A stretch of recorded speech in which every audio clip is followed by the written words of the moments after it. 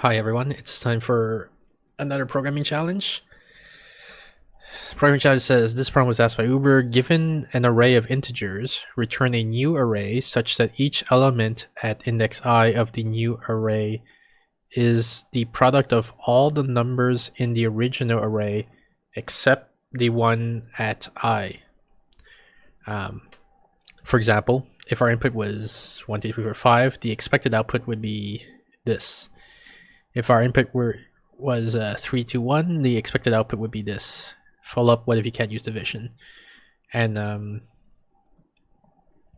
I find this wording confusing, so I'm wondering, like, maybe the hardest part of the problem is making sure you understand what they're asking you to do.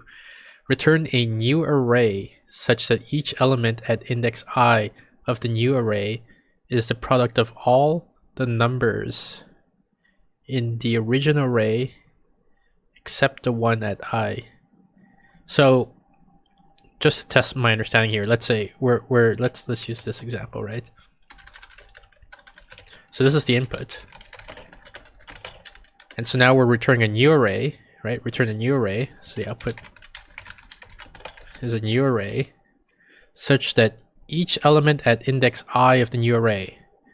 So here's I, j, k, for example, the element at these indices, the array, is the product of all the numbers in the original array, all the numbers of the original array, except the one at I, except the one at this value. So here I is 0, right? The index, if we're assuming we're 0 index, so this is 0. So we want to do the product of all these numbers, but not this one, because this is a number at 0. So it's 2 times 1, so this is 2, right? And then here, this index points to this guy. So we want the product of all the numbers, but not this guy. So that's 3 times 1 is 3. And then here we want the product of all the numbers, but not this guy. So that's 3 times 2 is 6. And this output matches that output, so I guess that means our understanding of the problem is correct. Okay. The follow-up here, it's a bit unfortunate that I saw the follow-up. Like, when the problem was posed to me, it would have been nice if they put some sort of spoiler tag or something like that, because it sort of hints at, okay, maybe you want to use division, at least for the first pass. Why would you want to use division?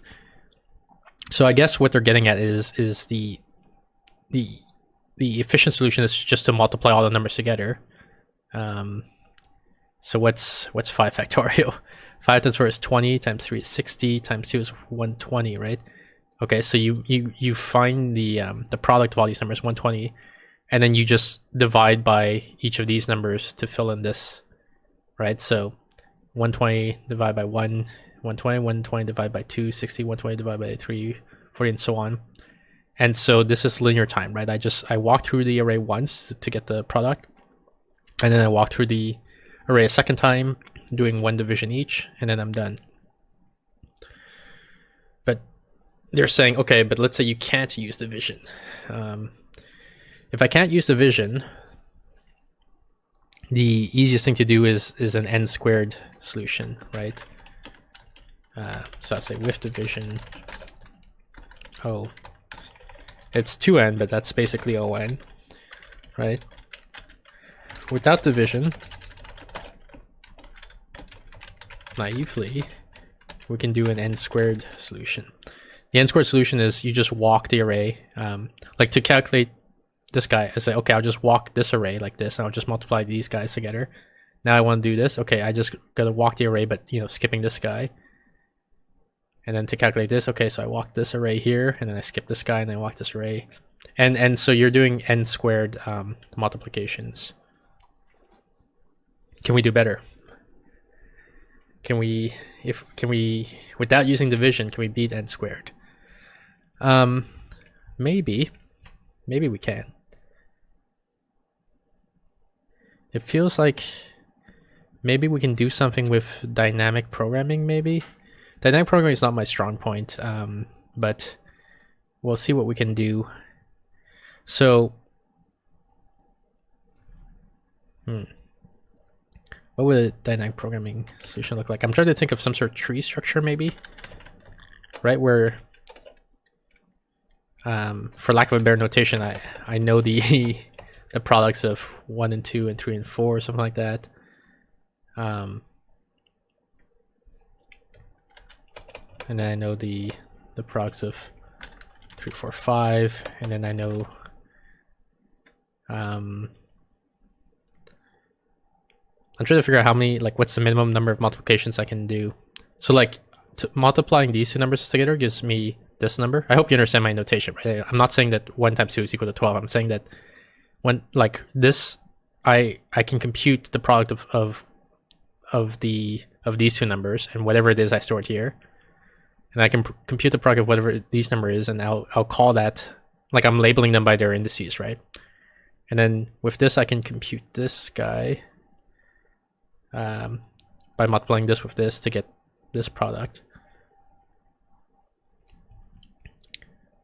And then if I multiply this guy with this guy, I'll get this product, and that's the answer I want here, right? That lets me output 3, 4, 5 here.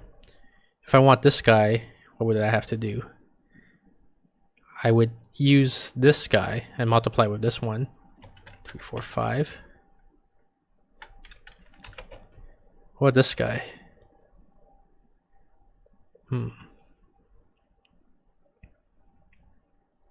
I don't have a good set for this guy. I guess I would have to calculate this product.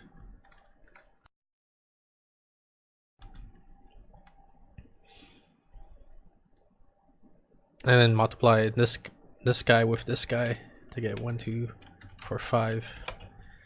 For this one, do I have a good product set up? I have 1, 1, 2 already. Not really, so I guess I would need 3, 5 as another product to calculate, and then I multiply my 1, 2, and 3, 5. And then for this guy, do I have a good setup? I have 1, 2, and I probably have 3, 4 somewhere. Yeah, I have it over here. So then I can get 2, 3, 4. And so how many calculations, how many multiplications was that total? It's less than n squared, right? So here's n of them. Is this also n-ish? Like, it might be n minus 1. Because I'm looking at all pairs. I'm not looking at all pairs, right? I don't have like 1, 5, for example. I just have a couple of pairs. It's hard to describe. Like, what my gut instincts tell me is like, maybe this is like log n or something like that. So I'm doing like n log n multiplications, perhaps. But I'm not sure how I would do the big O analysis to prove that this is n log n. I'm just having a gut instincts here. But the basic idea, like, that I'm going for is I'm trying to build up subproducts that I can store somewhere, like I can cache basically, and then re-look them up.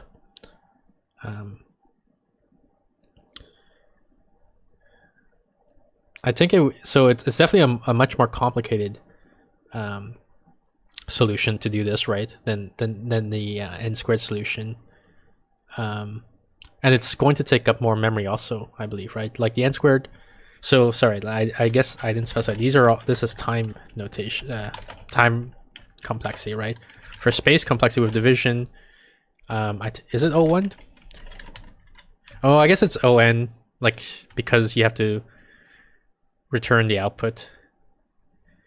It's O1 plus the output. So what I mean by O1 plus the output is, let's say that the like your API was such that it gives you an input array, right?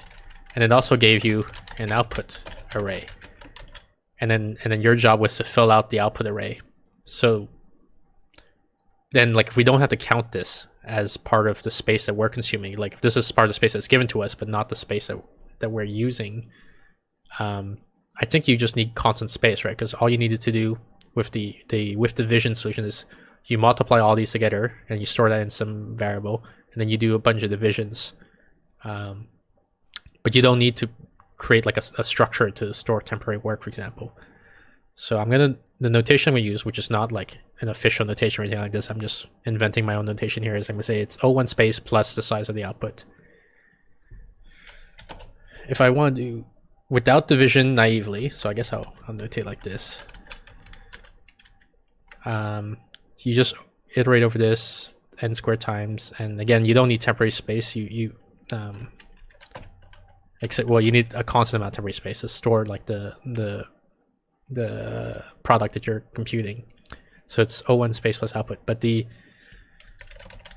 this solution, the one that we're talking about here, where it's like cache division, maybe I'll call it. I don't know if this is exactly dynamic programming, but it's n log n, maybe. We're not sure, but space is definitely it's something. It's probably n log. Like if the time is n log n, then probably the space is n log n also, right? Like meaning because I have to store this tree structure in a sense.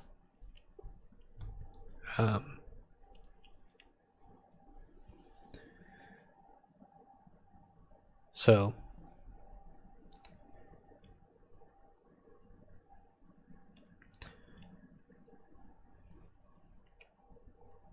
yeah. So the problem, the downside with this solution is, first of all, it seems a lot more complicated, both in terms of like how to implement it and also in performing the analysis of how long it would take, what its complexity is. But also it takes up way more space, right? And like we had constant space solutions before, essentially constant space solutions, depending on whether or not you count the input. But now we have like super linear, right? It's worse than linear. Oops. I messed my notation a little bit here, but so it's like why would you ever do this? It's the one possibility, if we can even prove that this is faster than n squared, like maybe my analysis is wrong and it's actually n squared, but if we can prove it's faster and we really care about speed, then yeah, maybe it's worth looking into this. Although again, like why? Oh, I call it cache division, but it's more like cache multiplication. Sorry, multiplication.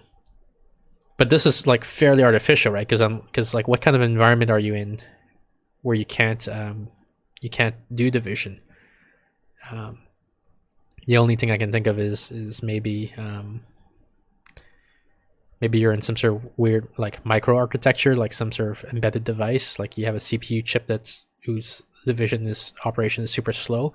But if you're in that sort of situation, you probably don't want to use a lot of space, right? You probably want constant space. That would be a lot better for that environment. I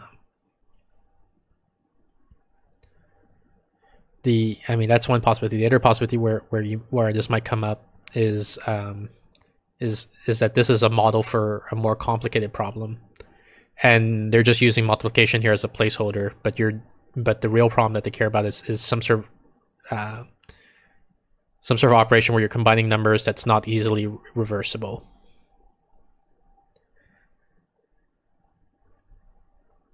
So now I have to make a decision. What do I implement? Do I want to implement this without division naively? Do I want to try to implement this? Or do I want to implement this easy guy here? I don't have like none of these are very satisfying, right? Like this is like the first two are going to be trivial, right? So like, is this even going to be an interesting problem to work on? This one seems challenging, but the application seems a bit weird. Like why? What's the motivation? Why do we want this? Why can't we use division? And also, what is it sounds like the complexity analysis is going to be difficult. Let's spend a little bit more time thinking about this guy, see if we can formalize this a bit. Maybe we can increase our confidence in this analysis, like from random gut feeling to something a bit more formal than that, and see how far we get. Okay, so how would I decide what sub products I need to do? So probably what I would do is I would start with my empty array. My empty array would start with the same size as the input array. I think, right? Like the question was never that clear. Like it doesn't say that your output array is the same size as the input array. Do they say that? Given the array of integers, return new array such that they don't say that, but their examples imply that. So we're going to assume that the output array is always the same size as the input array. And so the idea, okay. So now I want to calculate this guy, right? So what do I need to calculate this guy? Well, I would probably say, give me the, like I would have some sort of, I don't know how to describe it. I would have some sort of function that says give me, or cache lookup, I guess. Give me the product of these guys, right? And then initially the cache is empty, so it says, well, I don't know what the product is of these guys. So let's talk about our cache a bit here. Our cache starts off empty. I'm just trying to decide which braces I want to use for this, but this is fine. So it says, okay, I don't know how to compute this. Well, do I know how to compute any product of length 3 somewhere? Like, do I know how to compute? If I know how to compute either this or this, then give me that, right? Show me how to compute. Give me the results of computing that. I'm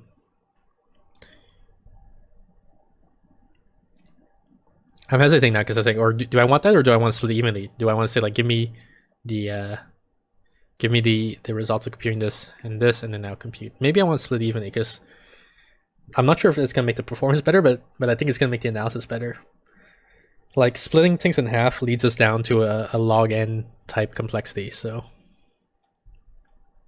maybe that'll make it better. I don't know, but okay. So when I invoke, I'm trying to figure out which direction to do the call stack here. When I'm here, I say, okay, I want to give me this value, and then this guy is gonna say, well, I don't know how to do that, but I want to get this value. And then here I'll look up, I guess. I'll look in the cache to say, okay, do I have a value for that? I don't.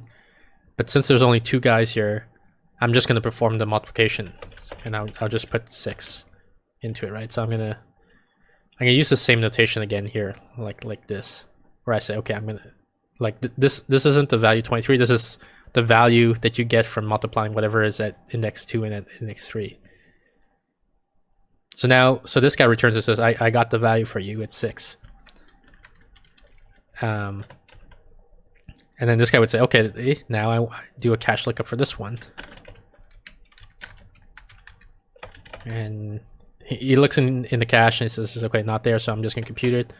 So now I have this product computed, here it is. And now this guy can return with 120 or whatever, right? And which means also this gets put into the cache. Cool. Then now this guy executes and he says, okay, what I believe it's this, right? Yeah, I want this product.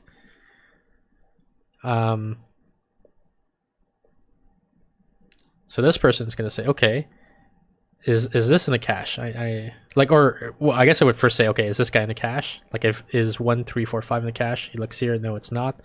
Okay, what about this guy? Is this guy in the cache? And it's not. So, or I mean, this guy doesn't directly look at. This guy would just. Sorry. So let me take a step back. This guy's gonna say, okay, is 1, 3, 4, 5 in the cache? It's not. Okay, in that case, I'm gonna have to do the recursive, the divide and conquer thing, where I'm gonna ask this guy, please give me your value. So now this guy is going to look in the cache. There's 1, 3 in here. It's not, so I'm just going to do the multiplication. It's 3. And then I can store that into the cache. I guess I'll store it lexicographically in here just so that it's easy for me to look up. But this would be like an O1 cache, you know, some sort of like a hash map or something like that, right? It is the implication here. Okay. Now this guy says, okay, now I want to do a cache lookup for this guy. So with invoke here, this guy instantly returns. He says, I know the answer. It's because it's in the cache, so it's 20. So this guy is equal to 60. And now let's see, lexicographically would be here. So now this value is in the cache. So now we know this is 60. And then when I want to compute this guy, it's going to be, let's see, 1, 2, 4, 5, right? With no 3 in the middle.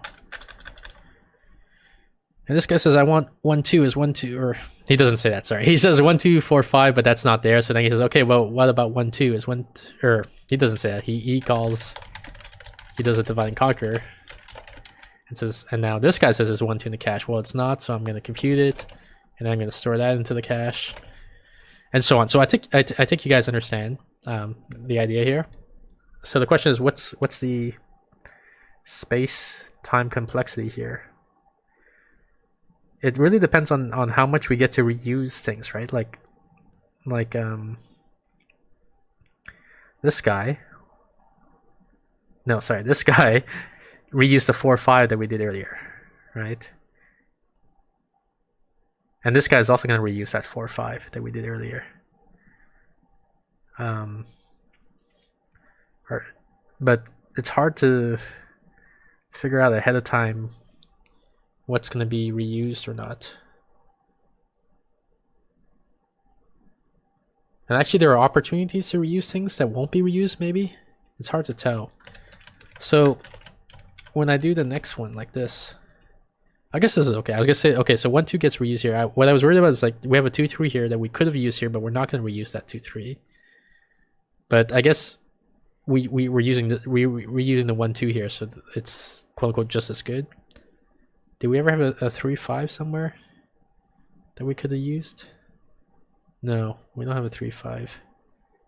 Is that suboptimal, the fact that we never reused it? Because we had a 3 and a 5 over here, you know, could we have reused that somehow? But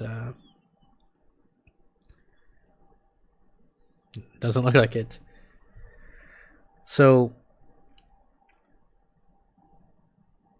and the other thing that's got me a little bit worried is I'm working with an input of size 5 here, right? But which by it looks like pure luck leads to a structure where we can easily do the divide and conquer thing. But what if we were working on an input that wasn't of size 5? Like what if our input was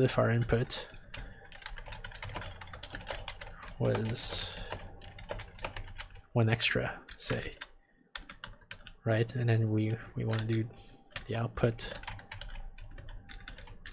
just put n for null here. We do, for the first guy, we do a cache lookup of 2, 3, 4, 5, 6. We don't have an easy way to divide and conquer this, right? Like I guess we could arbitrarily split in the middle and say, okay, give me a cache lookup for this and a cache lookup for this, but this might not split it in the optimal way, right? Like maybe we had 4 or 5 cache somewhere that we could have reused, but we don't have 2, 3, 4, or 5, 6 cached. And so, you know, maybe if we had partitioned the problem more intelligently, we could have done better. We could have done fewer operations. So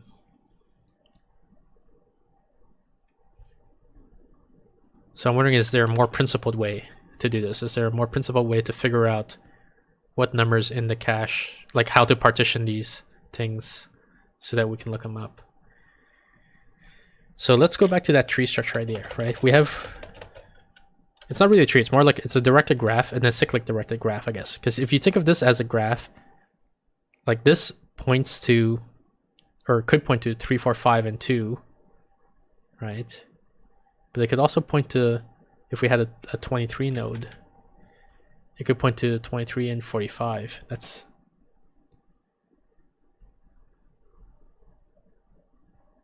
and in general,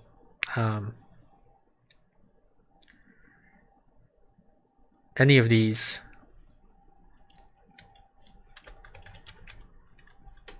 I'm trying to think of a notation here. Let's do this. This could also point to 2, 3, 4, and 5, right? So it seems like it's a question of picking which nodes would give you the right coverage. The end goal is to have 2, 3, 4, 5, 1, 3, 4, 5, 1, 2, 4, 5, 1, 2, 3, 5, 1, 2, 3, 4, I believe. Right, and then there are like lots of different paths to, like lots of different graphs you can construct that lead from here to their decompositions. And the question is can you light up or compute as few as possible? You know, you want to visit as few nodes as possible because each node you visit is a multiplication.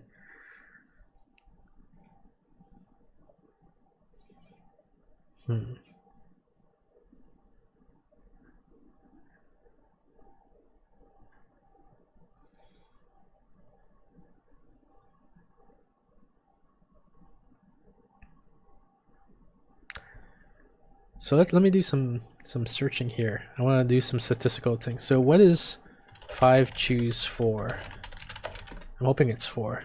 No, I mean, I'm hoping it's 5. Sorry. I'm hoping it's the correct answer. 5, right? 1, 2, 3, 4, 5. And 5 choose 1 is also 5, presumably. Yep. That's here. 1, 2, 3, 4, 5. But what's 5 choose 3? It's 10. So there are 10 values at this layer, and presumably 5 choose 2 is also 10. Yep. So, and there are 10 values at this layer. Like there are 10 possible pairs of numbers. Do we want to write them out? There's only 10, so it shouldn't take that long to write them all out, right? 4, 2, 5, 3, 4, 3, 5, 4, 5. Is that 10? 1, 2, 3, 4, 5, 6, 7, 8, 9, 10. Yep. And so same idea here. 2, 5, 2, 3, 4, 2, 3, 5. Wait, no, I missed some. 1, 2, 3, 1, 2, 1, 2, 5, 1, 3, 4, 1, 3, 5, 1, 4, 5, 2, 3, 4, 2, 3, 5, 2, 4, 5, 3, 4, 5. Is that 10? 1, 2, 3, 4, 5, 6, 7, 8, 9, 10. Yeah.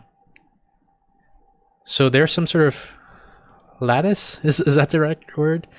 That connects like all these guys together, right? Man, I feel like I should have done this in a diagram. I guess it's not too late. Let me get Paint open here. Let's do some diagramming.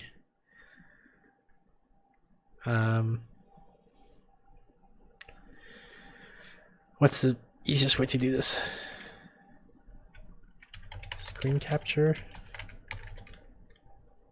Snipping tools. Yeah, let's do that. New. Yes, this guy.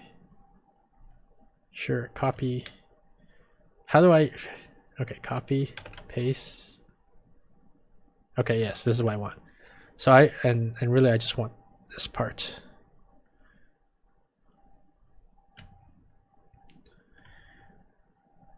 Sorry about this. I've never used a snipping tool before. So that was my first time using it. The idea is, where's my line tool now? This guy. 2, 3, 4 can be composed of... Oh, let me do another layer because I think this is gonna get really messy very quickly. Can be composed of this guy and 5, right? But it can also be composed of 2, 3, 4 and 4, 5.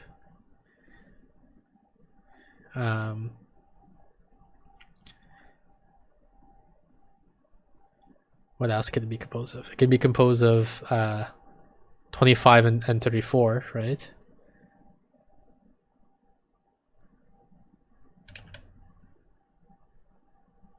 Yeah, this is getting super messy. Is there anything else I can be composed of? I can't use any of the ones. I could use this guy. Can I use this guy? 2, 3, 5, and 4. Yeah, so I could do this guy composed with this guy. 2, 4, 5. I can, yep, I can do with that guy. I can do this guy compose with this guy.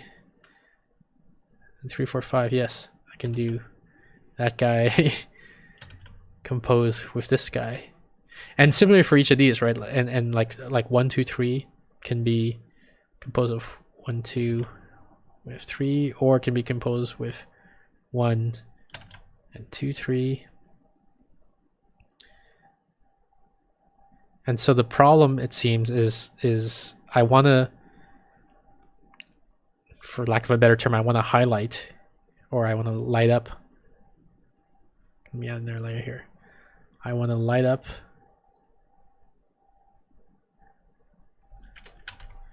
these guys. Like I want to light this guy up. Oh, I changed this line number. I didn't realize that, but whatever.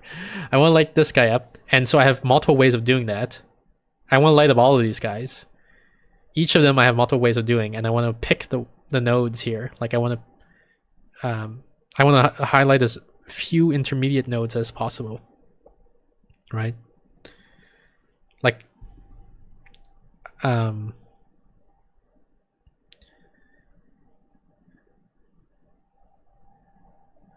like if hypothetically this node were only used by this guy, then I don't want to compute 1, 2, 3 by doing 1, 2 times 3. I would rather compute this guy, right, and 1, because this guy can be reused for this one.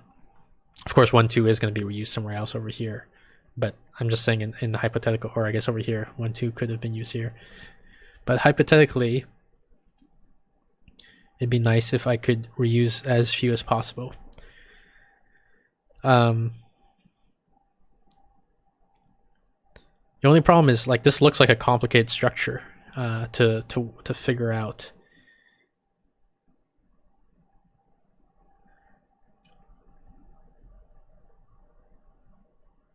Or is it? Because the thing is, what the input, like the indices here are always going to be the same, right? So we can pre-compute this at compile time. In theory, we could figure out ahead of time what the most optimal path or graph would be to get full coverage, and then at runtime we only do, like, we perform that optimal algorithm. So it's sort of like code generation in this sense.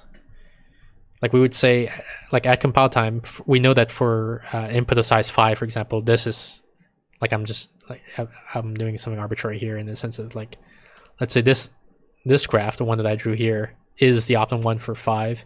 We have a different optimal one for 6, and we have another optimal one for 7 or something like that. And if we can compute those optimal strategies, we can quote unquote pre-compile it so that at runtime we just perform the optimal strategy without recomputing what the optimal strategy would be. We have to execute it. We don't have to generate the strategy, in a sense, right? But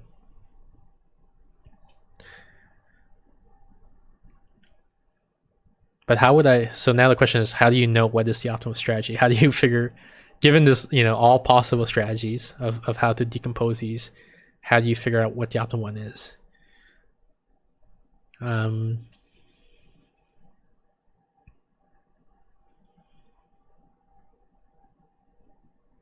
So whenever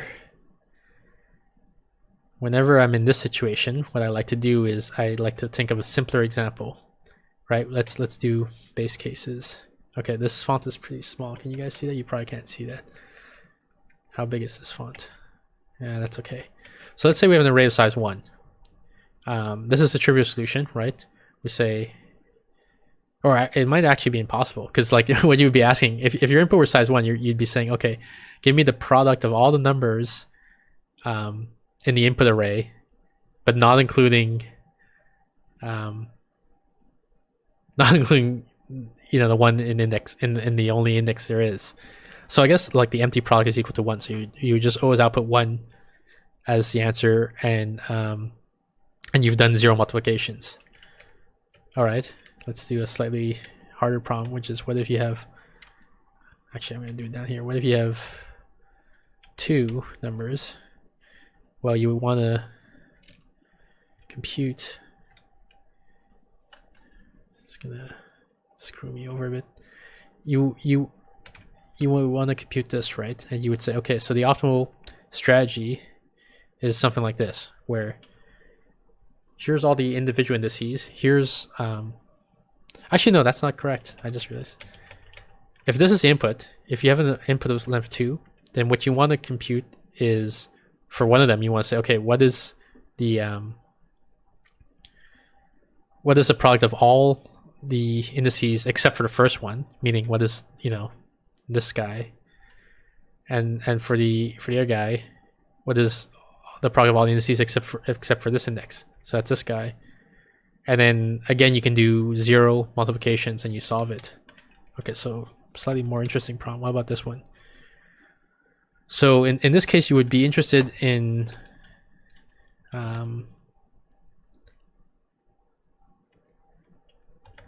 these three products, right? You want to compute these three products, and you have different strategies. You could, well, actually, no, you don't. You only have one strategy, right? There's only one possible thing you can do, which is this, this, and this. Oops.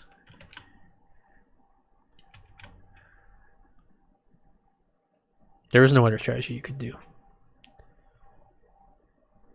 I think. Yeah, I know. Okay, so does it only get interesting once you hit 4? You hit 4, you're interested in this product, in this product, 1, 3, 4 in this product, and in this product, right? And so what are your strategies? What are your possible strategies? You got this guy, you got this guy, you got this guy, this guy, this guy, and this guy. Is that exhaustive? I think it is. 4, choose 2. Where's my... There's 6 ways. 1, 2, 3, 4, 5, 6. Yeah, okay. That is exhaustive. So what are the possibilities here? Let me create a new layer. Well, you could do this. The 1, 2 with 3, or you could do the 1, 3 with 2, right? Those are 2 possible ways you could do this. No, there's another way. You could do 2, 3 with 1. Oh, I messed something up. No, I messed up. It's not 1, 2 with 1. It's 1, 2 with 3. And then 1, 3 with 2, or 2, 3 with 1.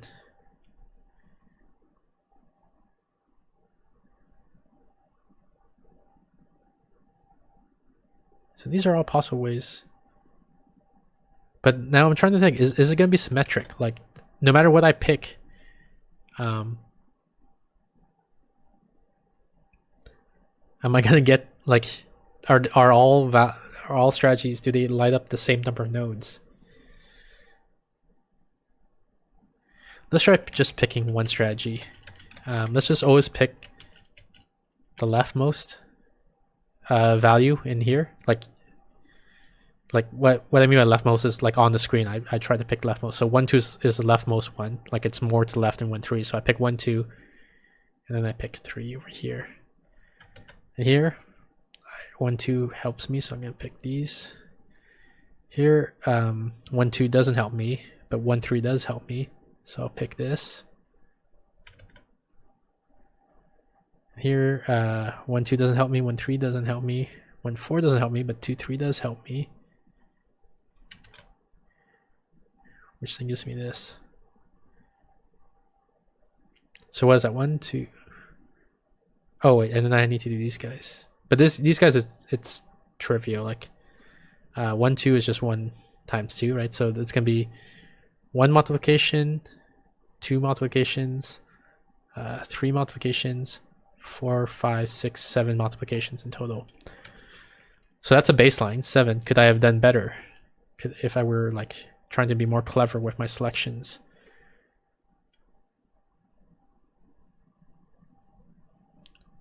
One, two, two, three.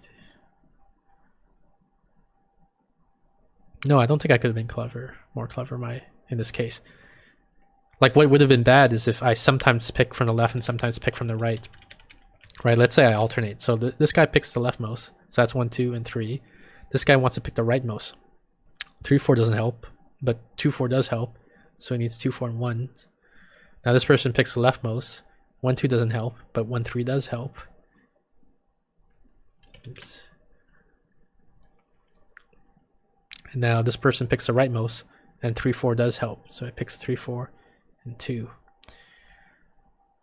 And then so to compute this guy, I need to do a multiplication. So that's 1 multiplication, 2 multiplications, 3 multiplications, 4 multiplications, 5, 6, 7, 8.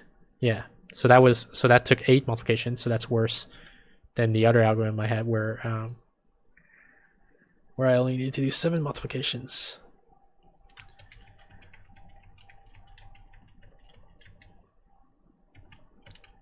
Okay, so what I'm thinking now is, what the intuition I'm seeing is if I pick the leftmost on this layer, if I try to prioritize always picking the leftmost on this layer,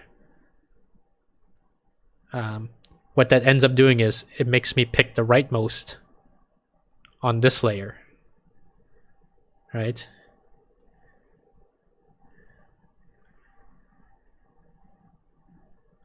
So I'm tending to pick this guy whenever possible, but you know, sometimes I then have to pick this guy. And so now I'm trying to figure out, does this generalize across multiple layers? So let's go back to this example I had again. Take out some of this, and I'm going to add some space so I have more room to do my arrows.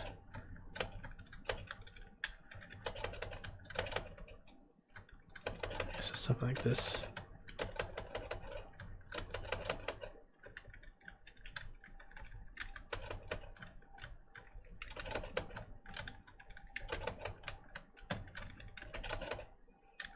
Maybe put a few more new lines here.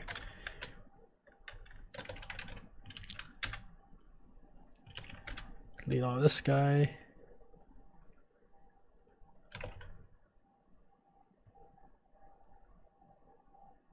Shrink this somehow.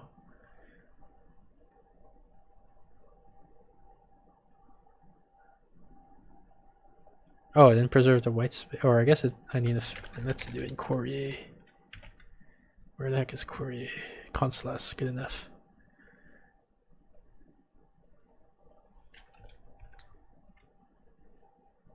One, two, three, four, five, 6, 7, 8, 9, 10. Yep, they're all visible. Okay.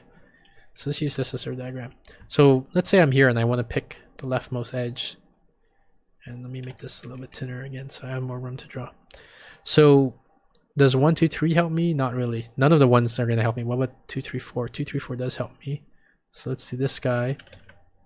And then 5. Although again, there's another choice here. Like, should I pick from this layer or should I pick from this layer, right? Let's try this layer first and see how many operations this picking from this layer works, and versus, let's say, what if we skip this layer and we go straight to this layer? How many operations does it take? So 1, 2, 3 doesn't help me. I'm looking at this guy now. 1, 2, 4 doesn't help me. 1, 2, 5, but 1, 3, 4 does help me. So I want to pick this guy and this guy. Okay, 1, 2, 3 doesn't help me, but 1, 2, 4 does help me. So I want this guy and I want this guy. 1, 2, 3 does help me for this one, so I want this guy and I want this guy. And 1, 2, 3 helps me for this one also, so it's this guy and this guy. So 1, 2, 3, 1, 2 helps me. I want this guy. I want this guy. Maybe, you know what, I don't need to do the lines. Maybe the easier, because like the lines is making the diagram get messy. But what I can do is I can show which guys I'm lighting up, right? So like to do 2, 3, 4, 5, we get a bigger font, a bigger brush size again. So to do 2, 3, 4, 5, I want to do, none of the ones help me, but 2, 3, 4 helps me. So I'm gonna light up this guy and I'm gonna light up this guy. 1, 3, 4. This doesn't help me. None of the 2s help me, but 1, 3, 4 helps me. So I'm gonna light up this guy and then I'm gonna light up the 5. 1, 2, 4, 5. It's gonna be this guy and the 5. This guy and the 5. 1, 2, 3. This guy and the 4. Okay, so now I need to compute this guy. So I'm gonna pick the leftmost, which is this guy. 1, 2, which highlights this guy. Here, 1, 2. I can reuse this, and then I use 4 here. This guy I don't need to compute because he never got lit up. Oh, I forgot to mark these guys as all lit up now. Here, 1, 3, 4. This guy doesn't help me, but this guy does. And then I'm gonna get the 4 over here. I don't care about this guy because he's not lit up. I don't care about this guy because he's not lit up. 2, 3, 4. So 1, 2 doesn't help me. 1, 3 doesn't help me. None of the ones help me, but this guy does help me. So I want to compute this guy, and then this guy. And then when I get down to here, I want this guy, and then these guys all lit up. So how many multiplications do I need to do? Well, I need to compute this guy, so that's this. These guys, I guess I don't need to light up the bottom row because they're not a, there's no multiplication, or you don't need to do the product of one number, right? So it's only something for here. So it's, I need to compute this guy, this guy, this guy, and so on. So we're just counting the yellow marks. So it's 1, 2, 3, 4, 5, 6, 7, 8, 9, 10, 11, 12. So we need to do 12 multiplications. I'm gonna add another layer now. I'm gonna disable this layer. I'll use a different color. And I'll say, okay, so what if instead of picking from this layer, we skip one layer and we do this layer? So 2, 3, 4, 5. 1, 2 doesn't help me. None of the ones help me, but 2, 3 does help me. And then 4, 5 is the other guy I would need to compute this guy. 1, 2 doesn't help me, but 1, 3 does help me. And then I would pick 4, 5. Well, this guy. 1, 2 does help me, and then I would pick 4, 5. Here, 1, 2 helps me, and then I need 3, 5, which is over here. Then here, 1, 2 helps me, but then I would need 3, 4 over here. So, and then, you know, we don't need to count the bottom row, so we're doing 1, 2, 3, 4, 5, 6, 7, 8, 9, 10, 11. 11 multiplications, whereas the other guy, we need 12 multiplications if I counted correctly, right? 1, 2, 3, 4, 5, 6, 7, 8, 9, 10, 11, 12. 1, 2, 3, 4, 5, 6, 7, 8, 9, 10, 11. So it's better to split it in half in a sense, right? Rather than what we did here, where we say, okay, let's split this into a 3 and a 1.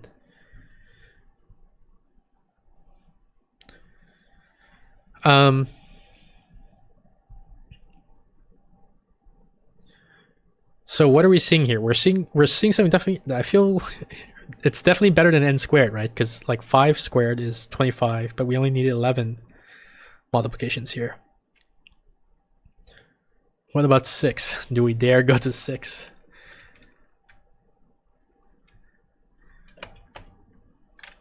I don't know if we dare. I think it's gonna make the diagram pretty annoying to deal with. The problem though is like it's not clear what we would do if we have an odd number, like we don't have an easy way to split them. I guess we would just try our best to split it in half.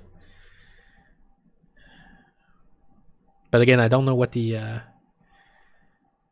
like this makes it hard to do the runtime analysis, right? But it's I don't know, like, so I don't know that's n log n, but it's definitely less than n squared, or I don't know, it's definitely less, but it feels like it's less than n squared. I don't need to look at every combination of numbers to perform this.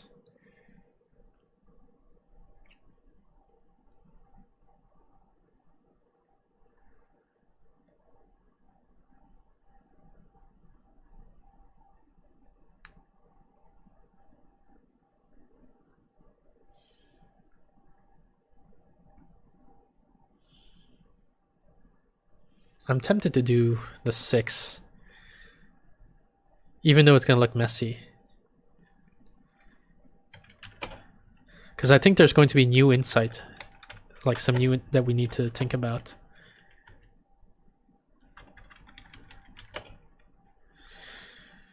One, 2, 1, 3, 1, 4, 1, 5, 1, 6, 2, 3, 2, 4, 2, 5, 2, 6, 3, 4, 3, 5, 3, 6, 4, 5, 4, 6. Right, so we're doing 6, choose 2. 15. Oops.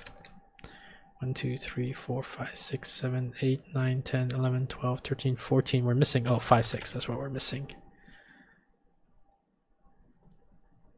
1, 2, 3, 1, 2, 4, 1, 2, 5, 1, 2, 6, 3, 4, 1, 2, 5, 1, 3, 6, 1, 4, 5, 1, 4, 6, 2, 3, 4, 2, 3, 5, 2, 3, 6, 2, 4, 5, 2, 4, 6, 3.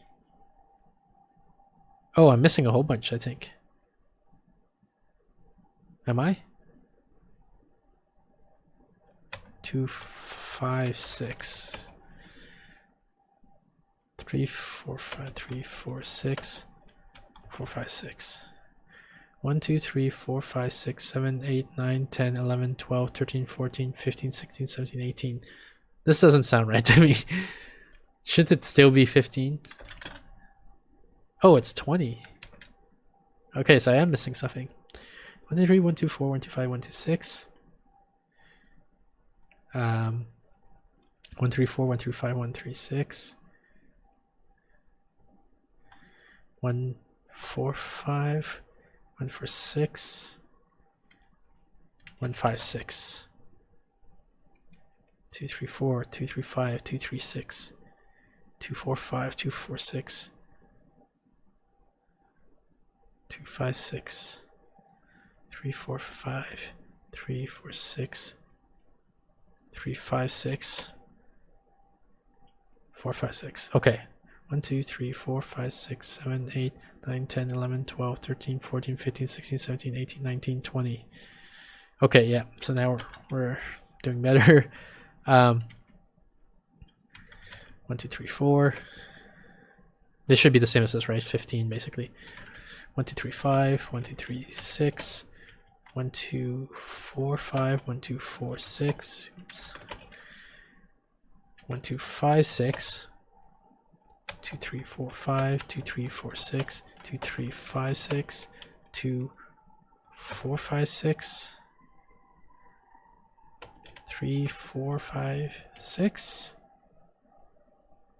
Is that it? 1, 2, 3, 4, 5, 6, 7, 8, 9, 10, 11. I feel like I'm missing. Yeah, I'm missing a bunch. Where did I mess up? 1, 2, 3, 4, 1, 2, 3, 5. 1, 2, 3, 6. 1, 2, 4, 5. 1, 2, 4, 6. 1, 2, 5, 6. Oh, I'm missing 1, 3, 4, 5. 1, 3, 4, 6. 1, 3, 5, 6. 1, 4, 5, 6. 1, 2, 3, 4, 5, 6, 7, 8, 9, 10, 11, 12, 13, 14, 15. 15, right? Yep, so that's all of them. And then 1, 2, 3, 4, 5. 2, 3. Wait.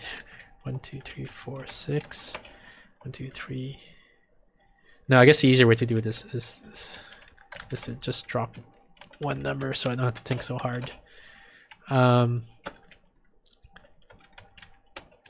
Drop 4, drop 5, drop 6.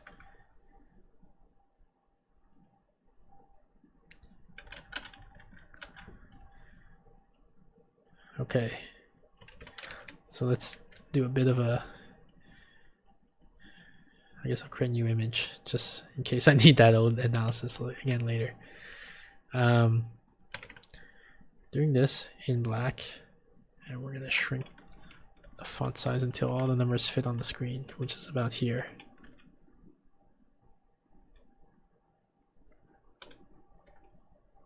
Yeah, it's basically this. Okay. Then add a new layer. And so let's how should we do this? Let's try doing let's try splitting it so that we do 2s and 3s, right? So where's my paintbrush? I want a smaller font. Let me like this. Maybe this. So to do this guy, 2, 3, 4, I'm gonna do 2, 3 times 4, 5, 6. No, I'm gonna do the leftmost, right? But I'm gonna split them in 2s and 3s. So does 1, 2 help me? No, none of the 1s help me. But 2, 3 does help me. And then 4, 5, 6. For this guy, 1, 2 doesn't help me, but 1, 3 does help me. And then 4, 5, 6 again. For this guy, 1, 2 is what helps me. And then 4, 5, 6. And then this guy, 1, 2 helps me again. And then 3, 5, 6. 3, 5, 6, this guy. Forgot to highlight all these. And here, I'm doing this guy. So 1, 2, yep. And then 3, 4, 6, which is this guy. And here, 1, 2, which is this guy. And then 3, 4, 5, 3, 4, 5, which is this guy. So I don't look at any of these. We don't need any of those.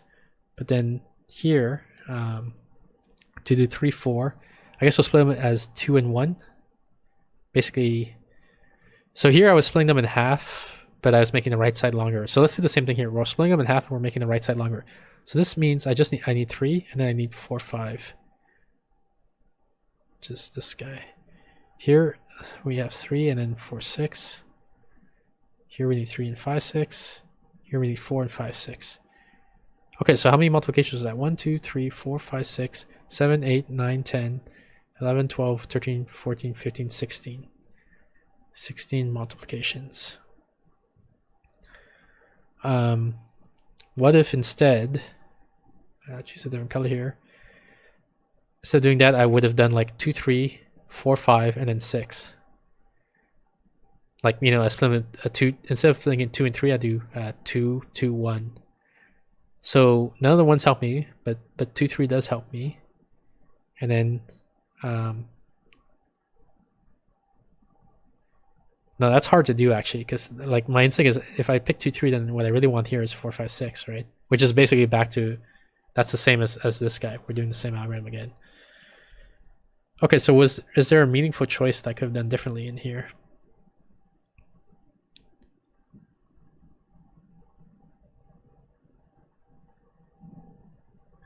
What I could have done, I don't know if it's like any good, but like I say, if I only have 1 digit, or sorry, if I have an odd number of digits, like here I have 5, I will drop one of the digits. So let me highlight what I mean by this.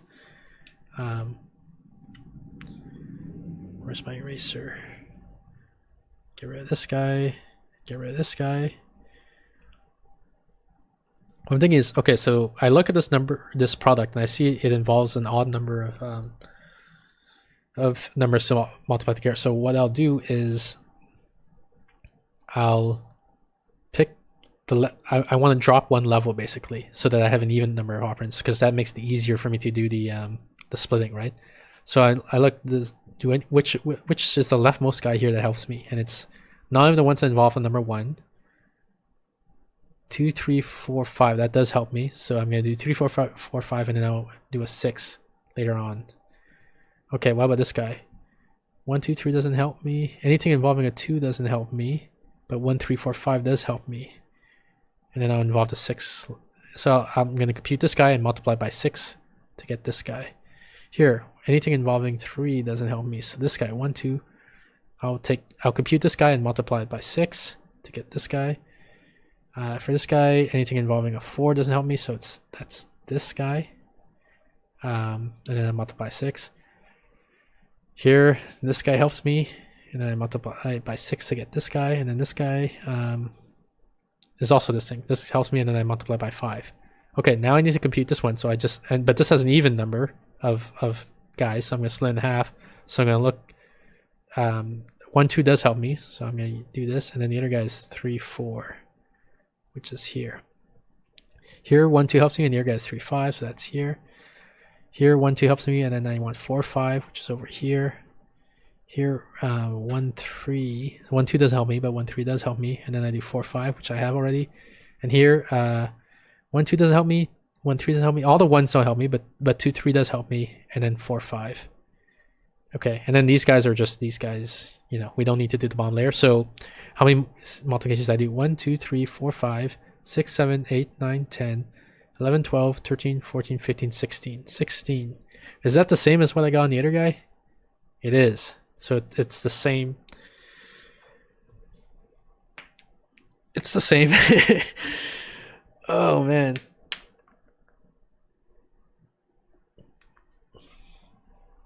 It's the same, but I feel like this guy's easier to reason about. Like if you have an alt one, just go down one layer to try to figure out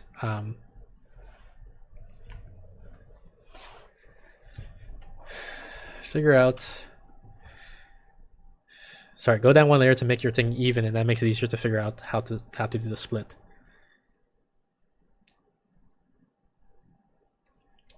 So what is the running time complexity of all this?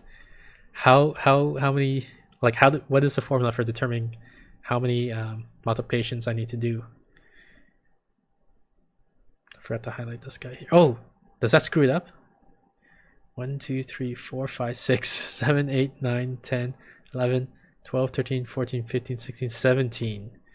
17, not 16. So this guy is slower.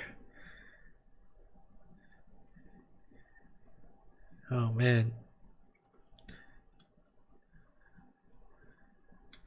Meaning this guy is better to do. So it's better to try hard to split when possible.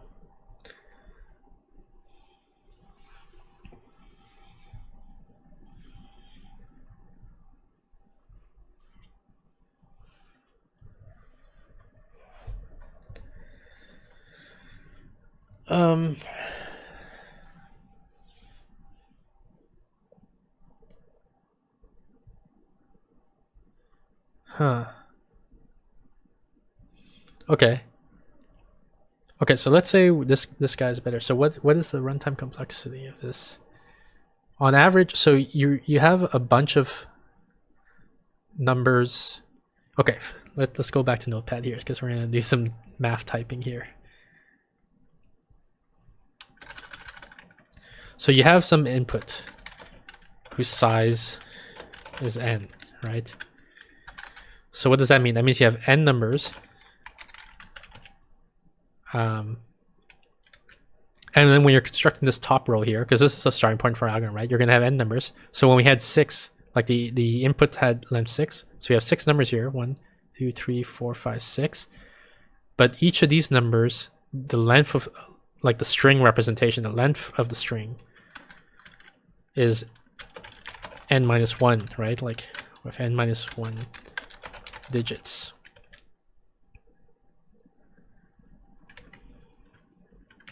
Or what do I call it?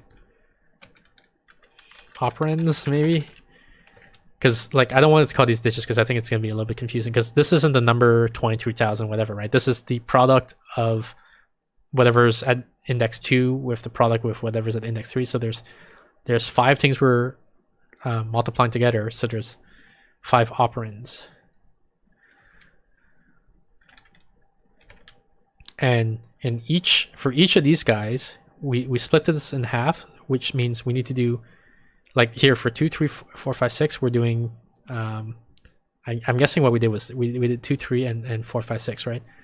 So we need to do one multiplication, one for each of those, for each of those things above.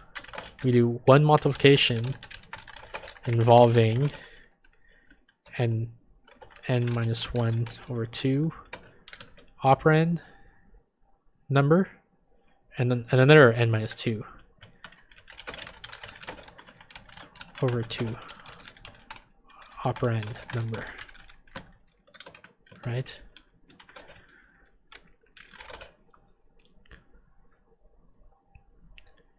And then we just keep recursing this How many times we recurse this? Well, we have to recurse this in, it's going to be log base 2 of the number of operands, right?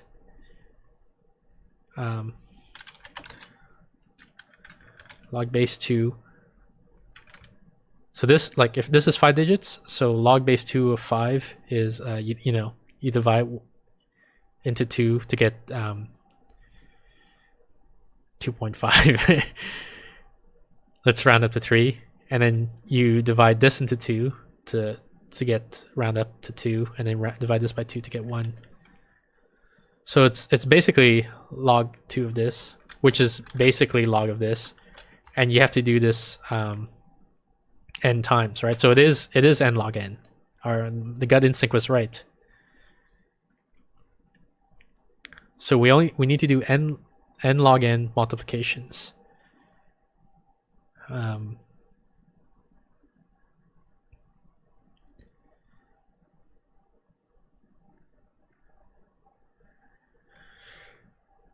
Or like the strategy that this will produce will be n log n multiplications.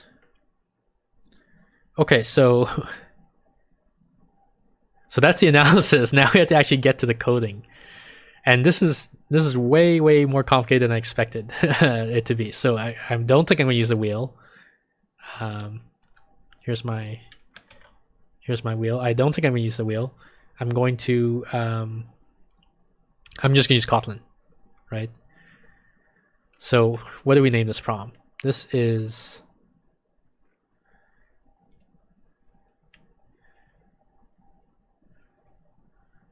I'll call it product except 1 or something like that, whatever. So where's product except 1.kt. And then as always, I'm just gonna confirm my environment is working. And then while that's compiling, let's switch into presentation mode so that you guys can see my nice big font. Oops. That is not what I intended to do. How do I go back to the to my other guy? Here we go. I switched to my other desktop by mistake. Okay, did it actually run? Where's the output? Come on, IntelliJ, show me the output. But okay, meanwhile, so we're gonna have some input. For example, this.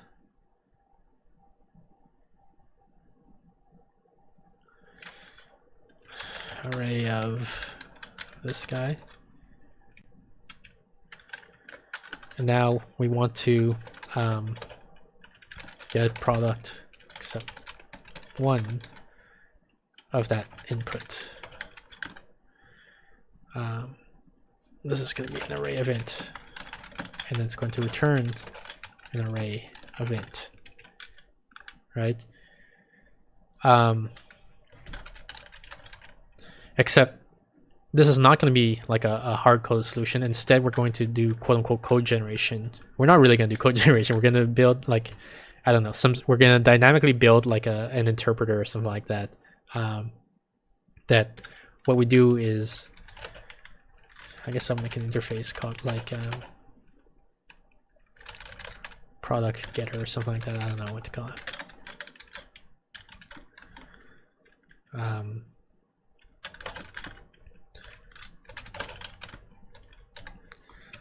So this is the guy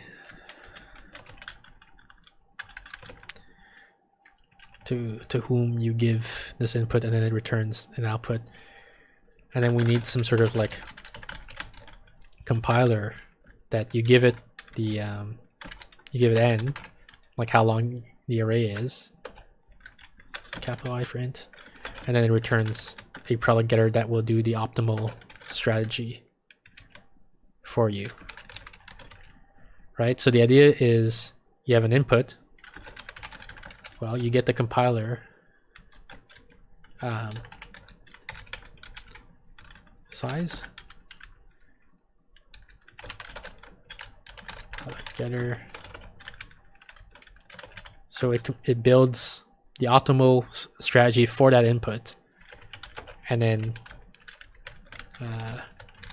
result equals input getter dot input, and then you assert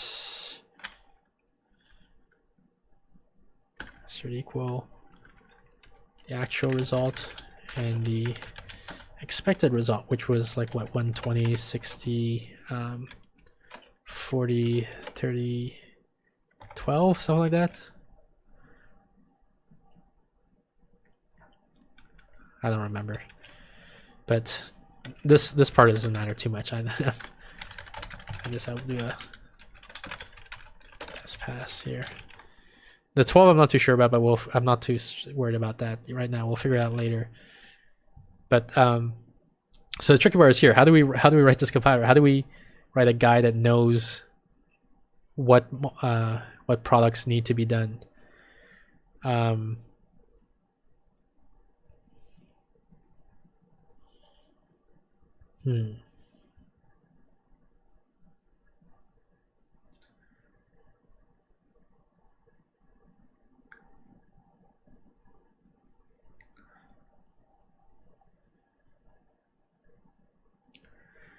So I think what we need to do is we need to somehow build our I don't even know what data type to do this in yet, but the idea is we need to build the thing that looks like, for like, you know, assuming 6, assuming n is 6. 1, 2, 3. We're dropping 4 here. And we're dropping 5. And we're dropping 6 here. It builds this, which then builds a graph for the editing, which, you know.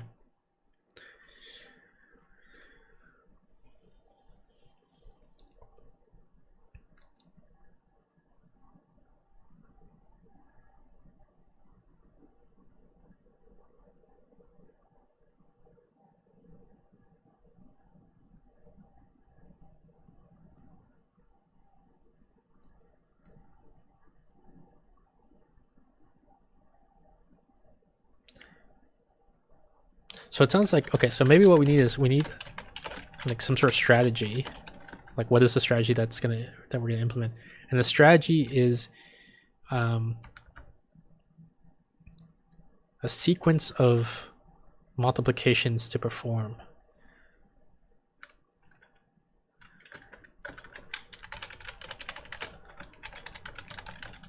Multiplier or multiplication. And the multiplication is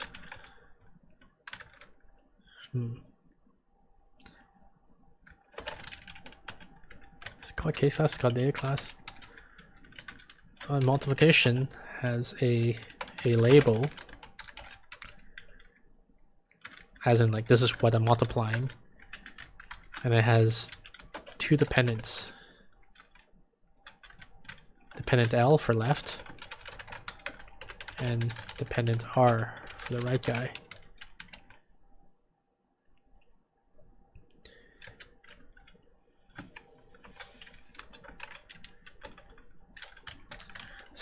So a strategy is going to have a hash map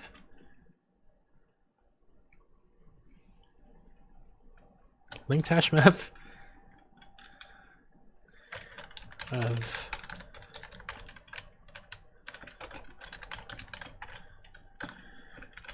a label.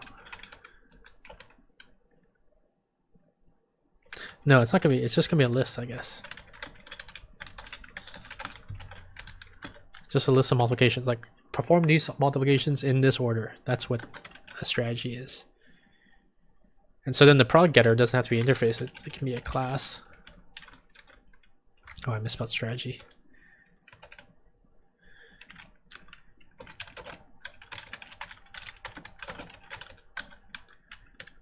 And then it implements that strategy by saying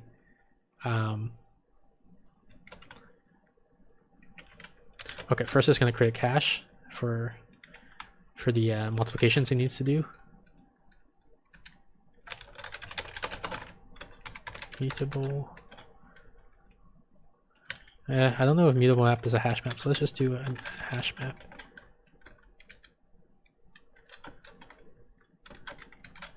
It's a hash map from labels, so string to the value that they multiply to, right? And so what we do is we start by going over the array. So is there a with index? Yeah, index value, there we go.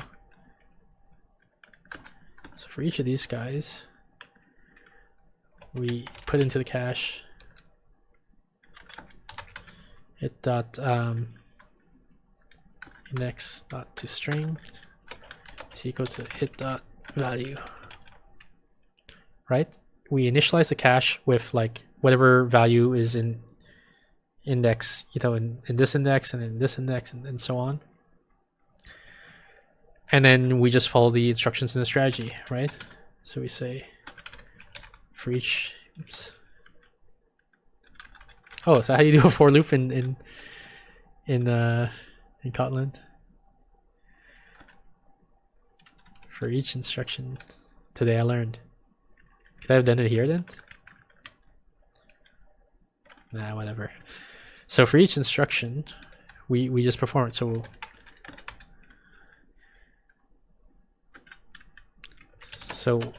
the left value is just equal to the cache at this. And we just assert that it's not going to be null, or else our strategy was buggy. And then the right value, same thing. And now in the cache, we populate the label with L value times R value.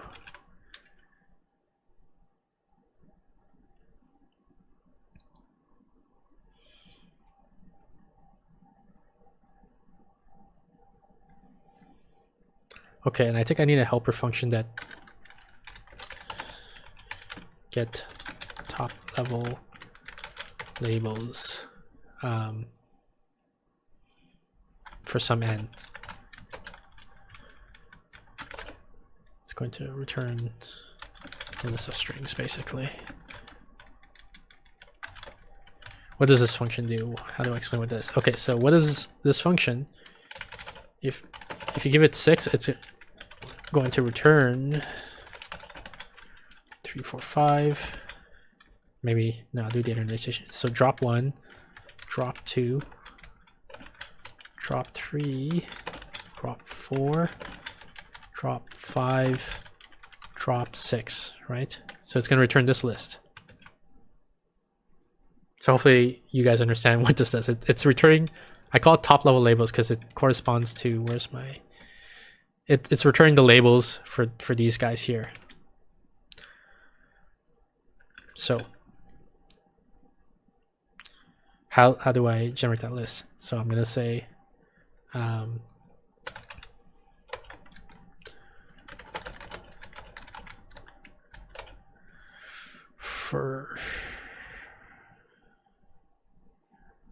I want to do 1 index or 0 indexed? I need to make a decision at this point. Let's do 0 indexed.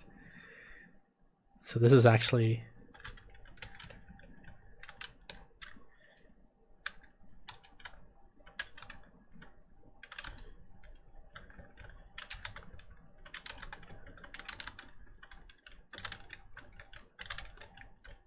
see. Drop 0, drop 1, drop 2, drop 3, drop 4, drop 5.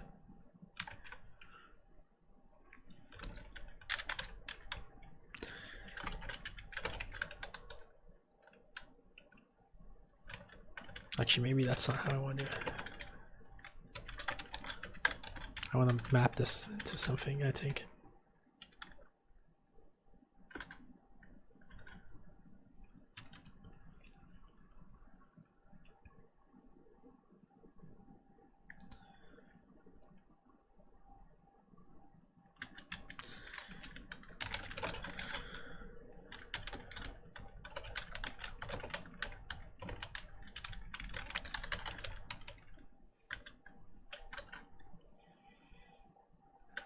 So I'm going to produce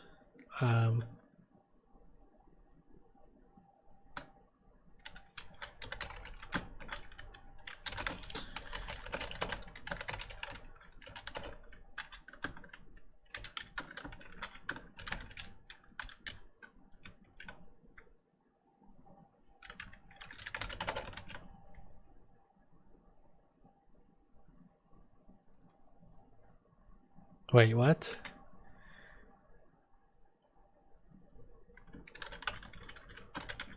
Join the string.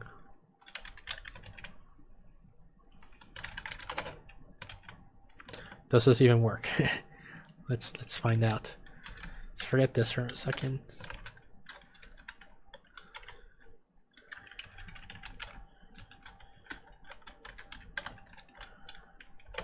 And actually, I don't care about the ordering, so maybe I'm not gonna make a list. I'm gonna make a set.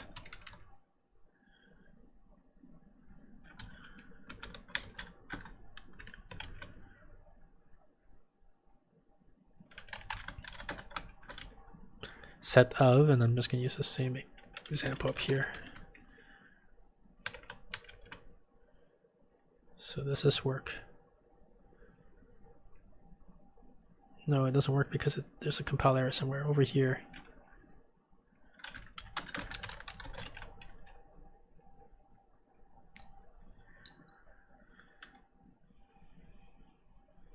Not implement. What's not implemented? Product compiler. Okay, I don't want to do the compiler yet. I just want to do this one check. I just want to check if get top labels does what I expect. Absolutely not. It does not do what I expect at all. Why not?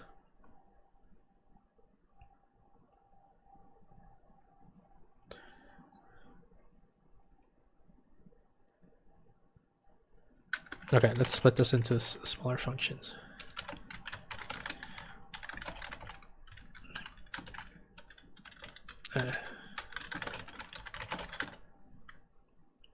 So get the if label, right?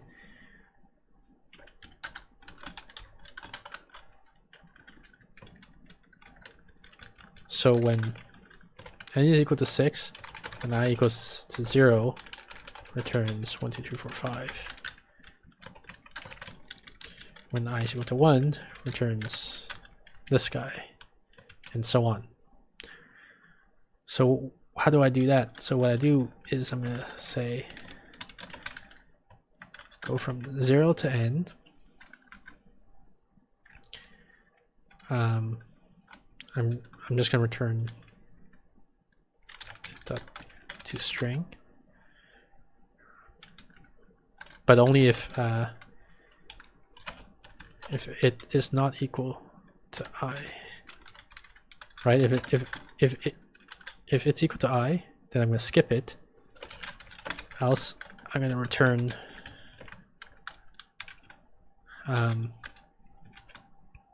I as a string.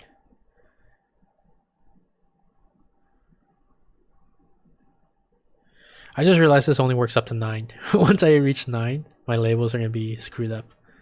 So do I need a label type? Oh man.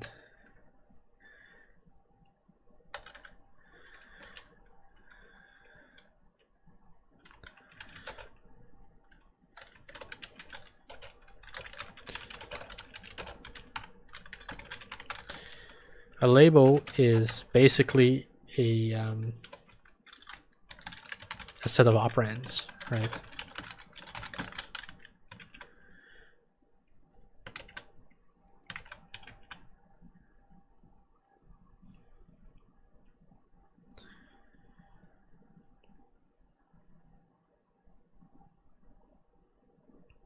So what does that mean? That changes this a little bit. So I'm not what I'm going to do is I'm going to construct a set.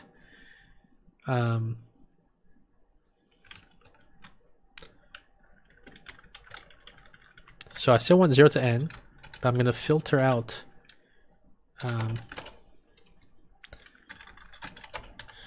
only want the values where it's not equal to I. I'm gonna turn this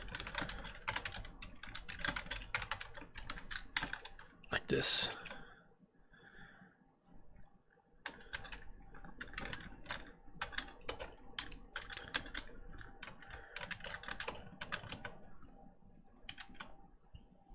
And then if I want the end labels, what I'm going to do is for each of these guys, I want to call get label for it, sorry.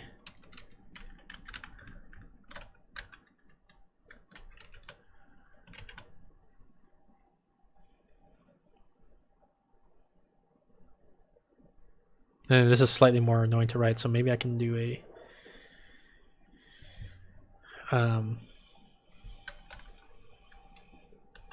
helper method just for writing tests easily. But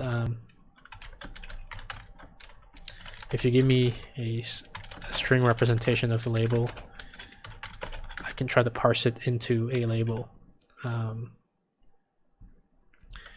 How do I do that? I do actually, let's make a companion. Oops, a companion to this guy.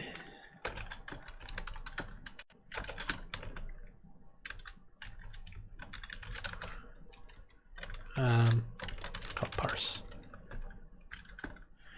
And so the idea is, if I have a string, I'm just gonna split. I'm gonna get char iterators.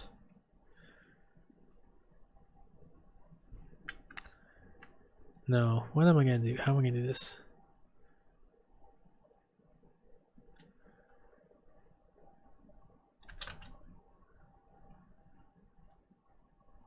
I guess I am gonna do a char iterator.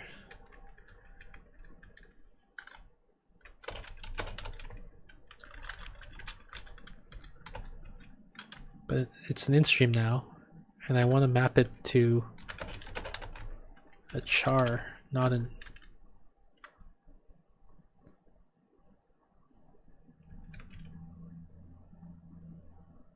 Can I not do that?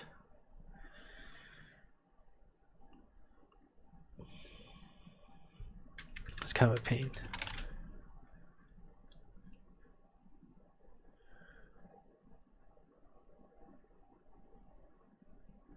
How about if I do for each? Do I get a char on each? Yeah, I do. Okay, so now I have chars.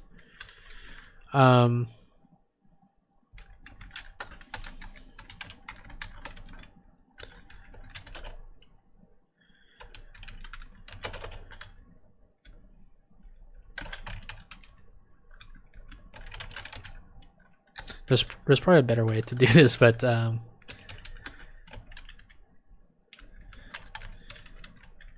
problem is the API seems to. I don't want to deal with like what's it called, code points. I want to deal with chars, because I'm just assuming that this thing is going to be like the digits 0 to 9. But now that I have my chars, I can. Oops, not max, but I want to map it. I want to parse it into their corresponding ints, basically.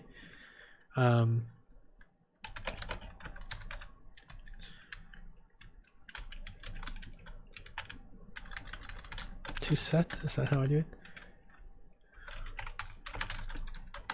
And I just return this.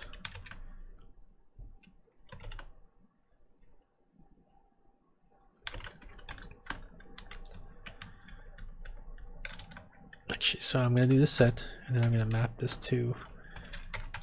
What about parse? Okay, let's see here. Expected operands, blah blah blah, but was this other thing instead. So let's copy and paste the error message to compare what the problem is or where it's different. Expected all these guys, but was these guys instead.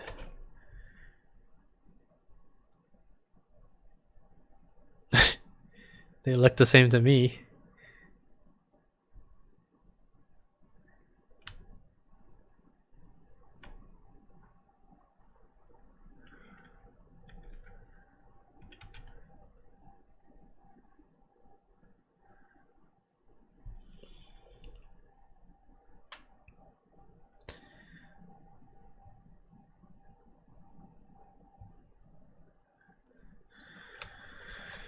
Looks the same to me.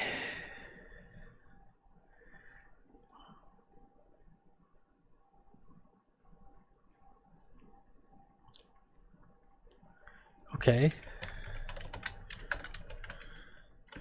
Is there something wrong with the quality of label?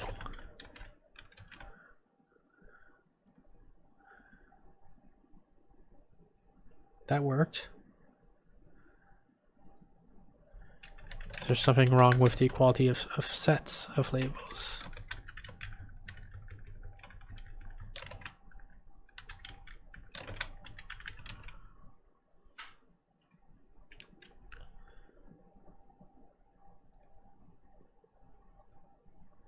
This also worked. So why are these guys not equal?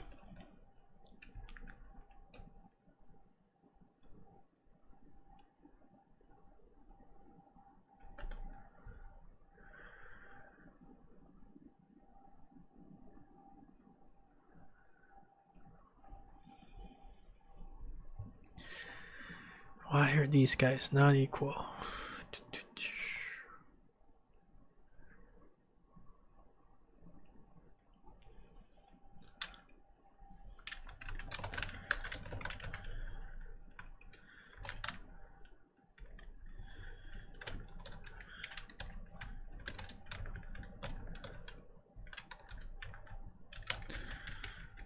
What about this simpler example?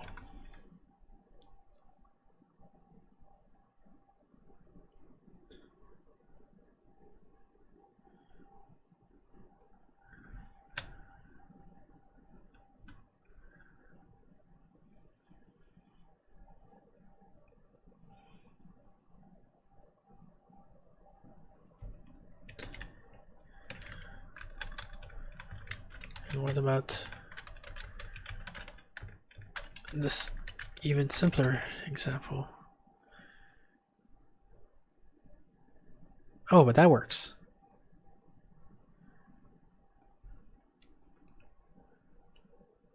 That's interesting. Why would this work but why would this work but that not work? Okay.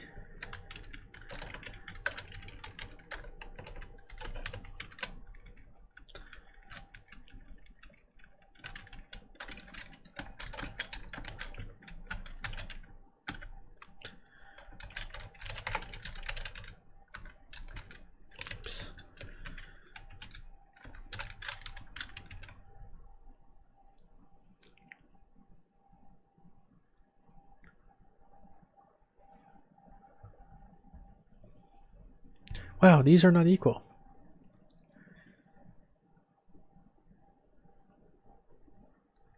Is this a bug?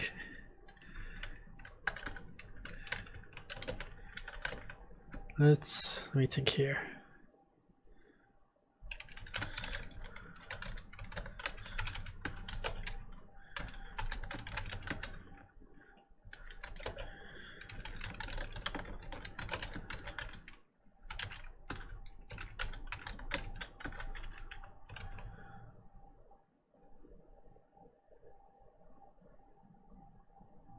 Wow. I think I'm not sure, but I think this is a bug in the Java in the Kotlin standard library.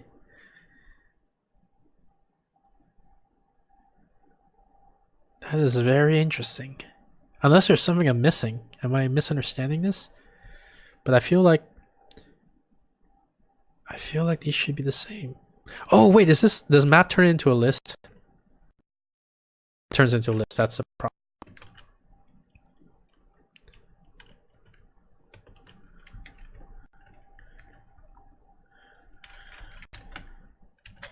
So if I turn it back into a set, it should fix all these problems. Okay, but that is not intuitive error message. This assertion error should have said like should have noted that the types are different or something like that. In my opinion, anyway. Okay, yeah, that fixed it. All right. Whew. we wasted a lot of time on that. I apologize. But okay, so where were we? before we got to that extraction. Before we got to that distraction. So you have our labels. We can get the top end labels. I guess we can just test our infrastructure code. Now we're doing the real test is over here.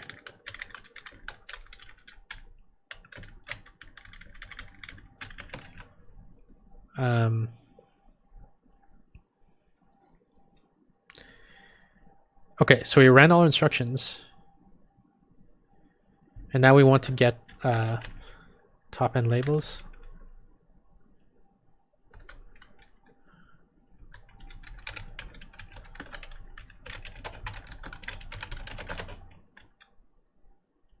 Oh, interesting. But here I do want the order to matter, right? Because I want this order to be the same.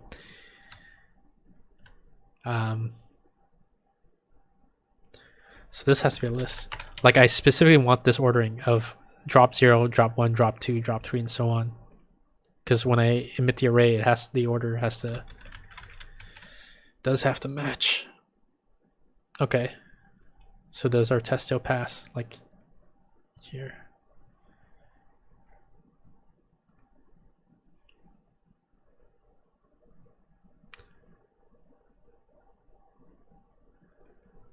I don't want to send that anymore. I want a list of.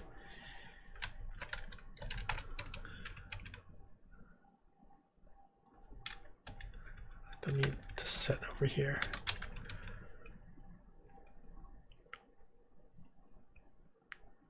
Okay, cool. So it looks like all these tests still pass. But now, yeah, I have a list of labels. And so all I have to do is map those labels to whatever the entry in the cache is.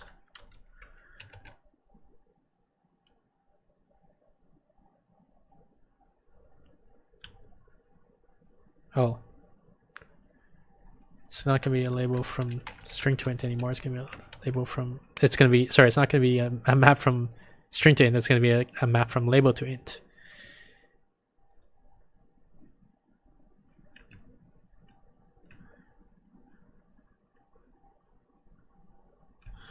And here, okay, so I'm initiating the original label. So I just need to do this. And these guys are now all labels.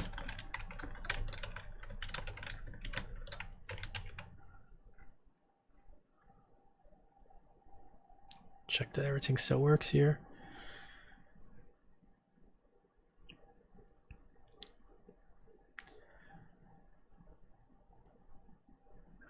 So now I have a bunch of integers, and then I can map this to an array, to int array.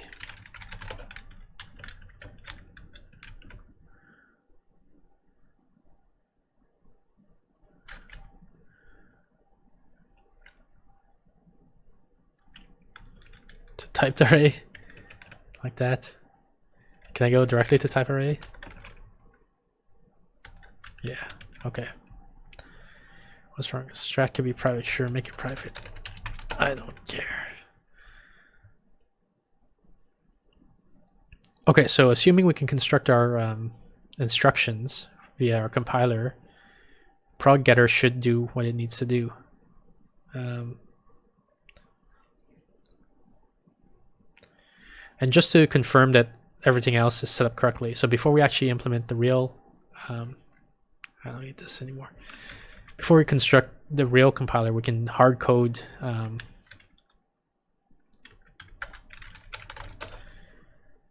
a strategy.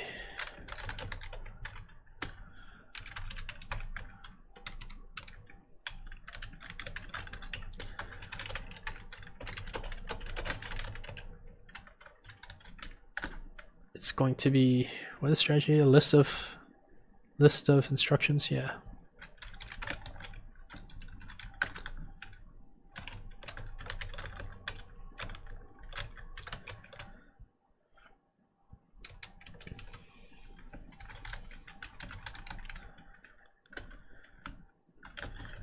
This thing. Where's our? So I'm just gonna hard code an answer for 16 just to make sure that all our infrastructure works. So I do 1 times 2.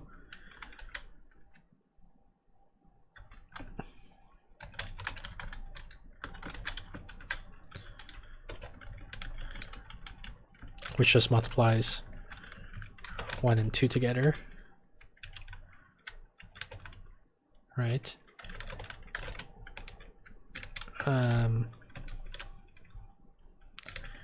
Then we do 1 and 3, which just multiplies 1 and 3 together.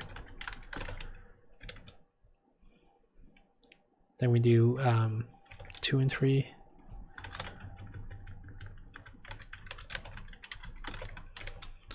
Then we do 4 and 5.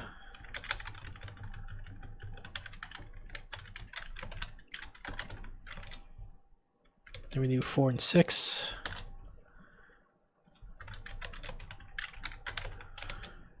And then we do 5 and 6.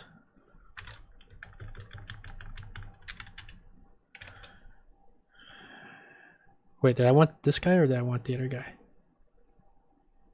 Yeah, I did want this guy. Okay, then we do 3, 4, 5. Sorry, I put the appearance of the comma. 3, 4, 5. What did I say? I said I want the right hand side to be bigger, right? So we're gonna do, this is gonna be composed of 3 and 4, 5. 3, 4, 6.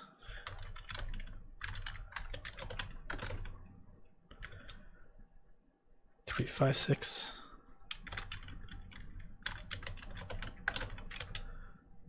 4, 5, 6.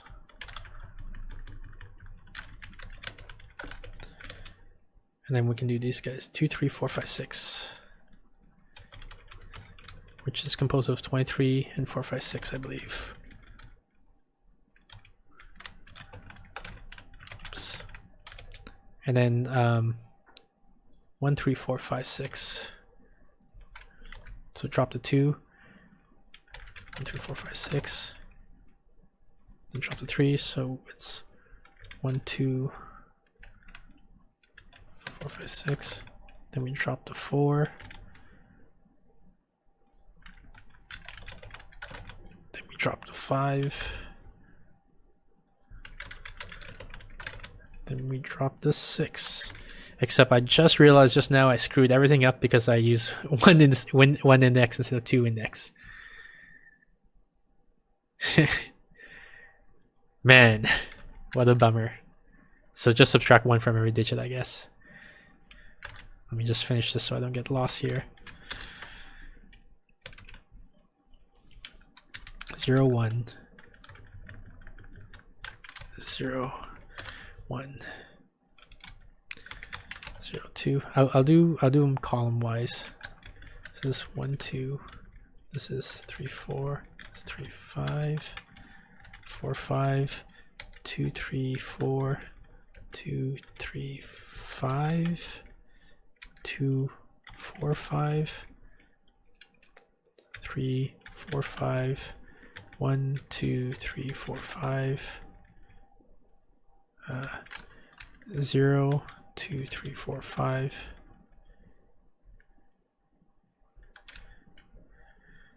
So I'm trying to think. This was drop 0, this is drop 1, this is drop 2. There's no 6s anymore. This is drop 2, this is drop 3, this is drop 4, and this is drop 5. Okay. Now I'm gonna do this column.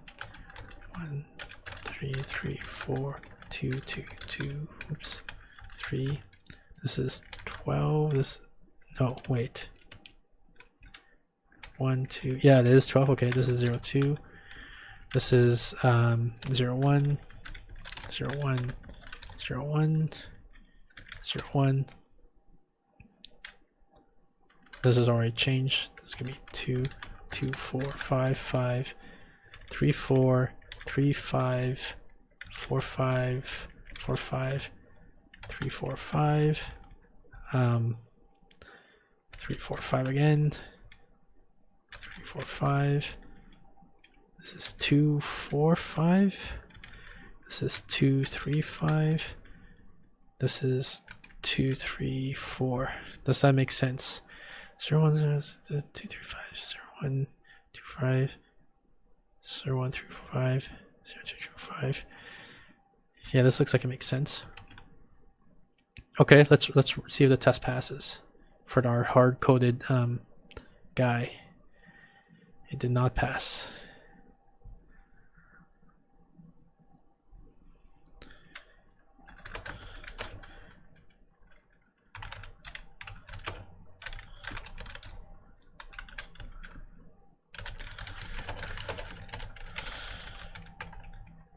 Dependent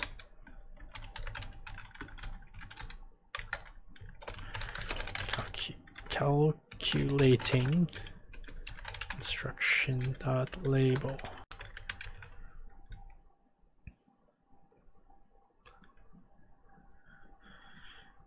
Couldn't find dependent 5 while calculating label 3, 5. Really?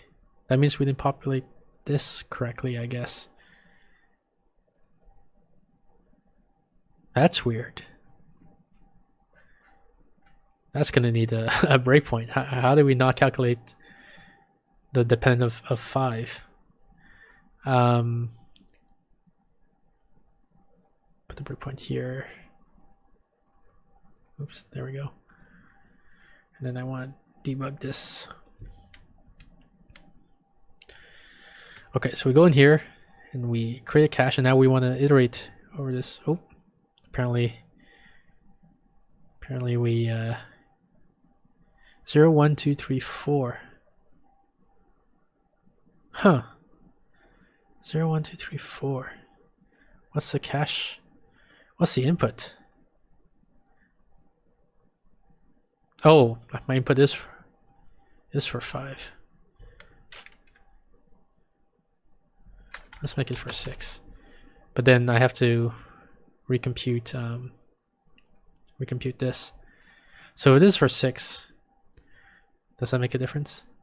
6 times 5, 30, 120, 360, 360, 720. So it's just these numbers times 6, basically. Right? Is that right?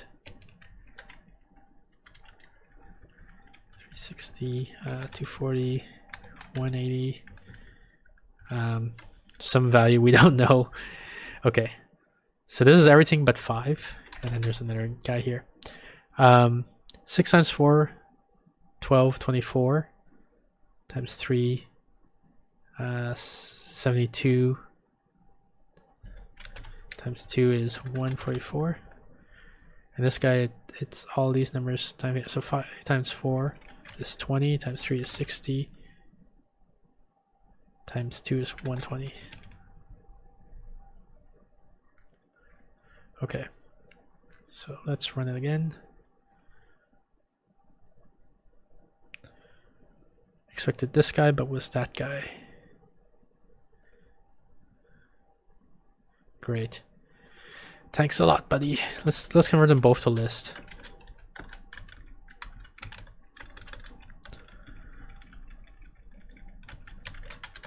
In fact, you know, even though well, no, I'll just leave it like this. I was gonna say, even though the interview question asks for an array, we can just make it a list, but test pass. Okay, so that means this, the concept works. The only key issue now is we need to figure out how to build the strategy rather than hard code the strategy, right? So how do we hard code, or how do we build the strategy? So I think what we're going to do is we're going to create a instructions is going to be a mutable list of multiplications, and we're going to just slowly build it up. So how do we do this?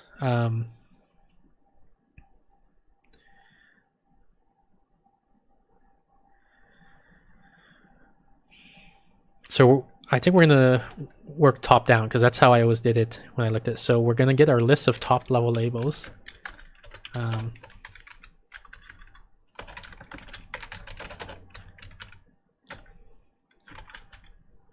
So we have our labels now.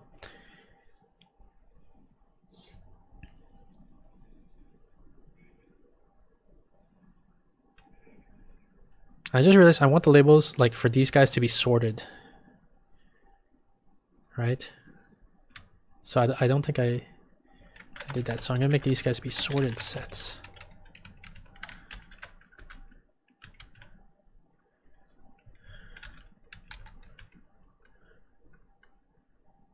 Can I do that? To sorted set.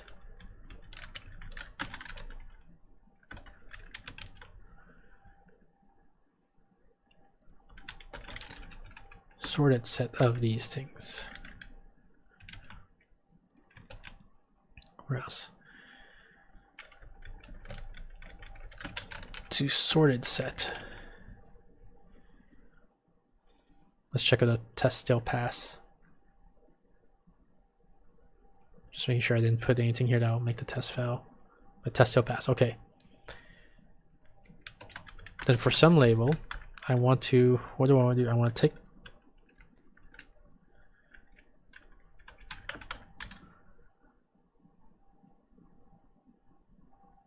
Operands. Oh yeah, okay. I think. Wait, what is operands? What the heck?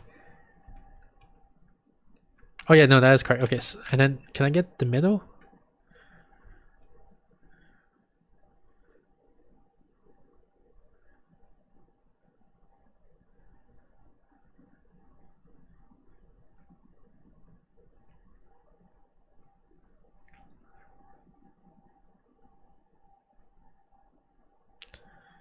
Is there a way to split a set in half, like a sorted set in half? Maybe I have to make it a list. That's kind of a little bit annoying.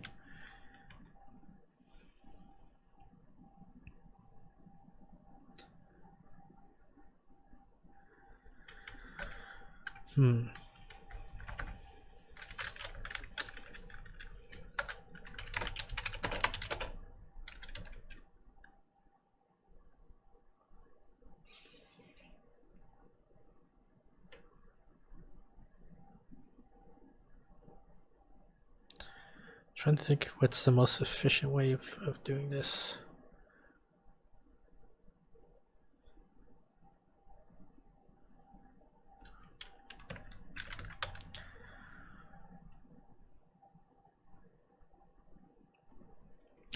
Maybe I just have to have it as part of the contract.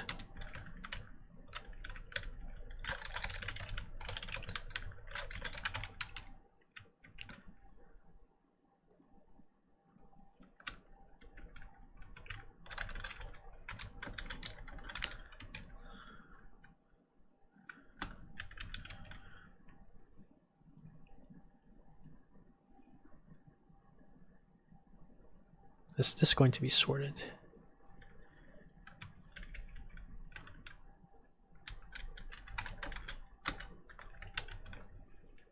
Well, I guess we have a test that checks that it's sorted. I think. Let me make sure. Does my test check that the thing is sorted?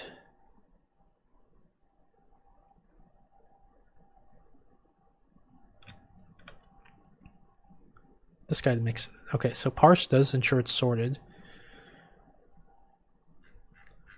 The thing that the place where I don't check that it's sorted is when I call the constructor directly.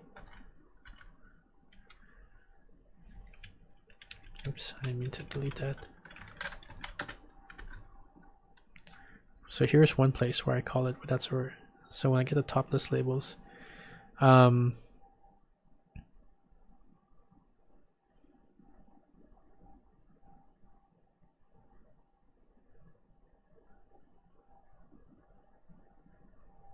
oh, you know what kind of sucks? I just realized. I think just this operation is n squared, right? Because I iterate to construct these labels. Oh no, but that's okay because this is at compile time. We don't care about the running time of the compile time. We only care about the running time of the strategy. So it's okay that this is n-squared. Okay, we're so good. Yeah, so here I call the constructor. I need to make sure it's sorted. I can just sort it. No big deal. Anywhere else? Where else do I call the constructor? Here, but there's only one element, so that's fine. Okay, so that's it. So everywhere it's sorted. And I can even, I think I can even do an assertion here.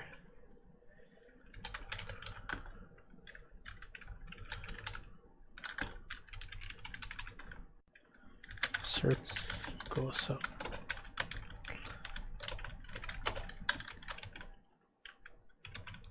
Because again, we don't care about this running time because this is at compile time. Okay, cool. So where was I? I was trying to split the top label in half.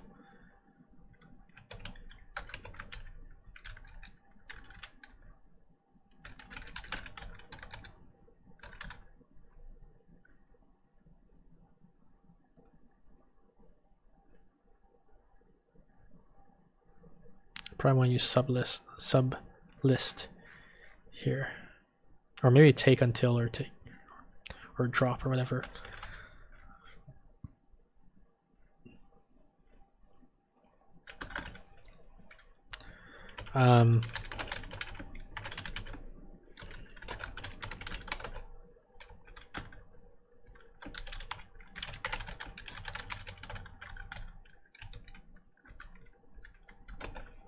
Zero to sort operands dot size divided by 2.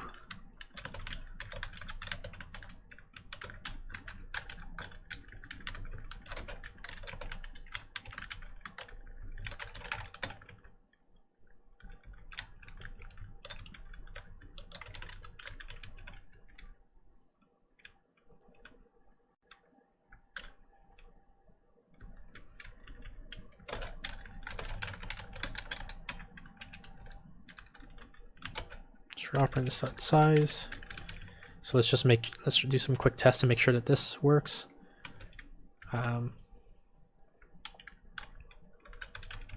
Assert equal that label of parse of 1, 2, 3, 4, 5.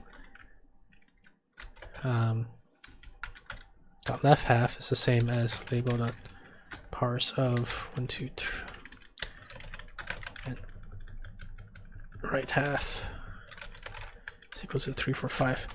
I don't actually care if the left side or the right side is smaller, so whatever that makes a test pass, that's what I'm gonna make it do. But yeah, okay, so it made the right side bigger, so that's cool.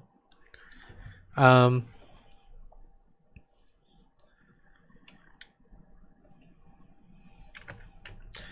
now I'm gonna have a computed set, which is going to be a set of labels. I guess I'll call it mutable set. And then we have to do, or I'll call it needed, I guess. So computed is the, or I'll call it available. Available are all the labels that I have already put an instruction to instruct it to compute, and needed is all the labels that I still need to compute. So then I get my top labels, and for each top label, so for each of these guys, I'm going to add instruction that says I need to do a multiplication to compute that label, and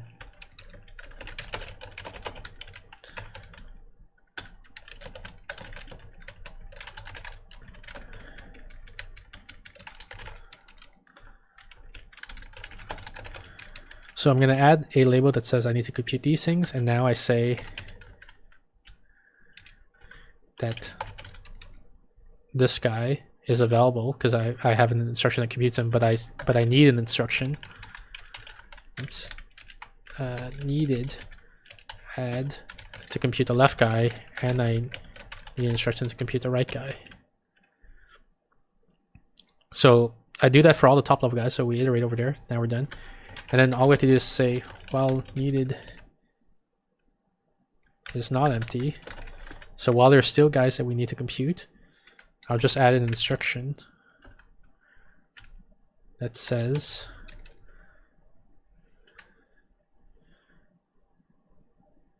can I get some guy out of it?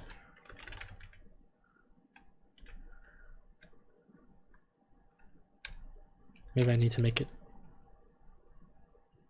sorted set. Mutable sorted set. Make a list. Mutable list, whatever.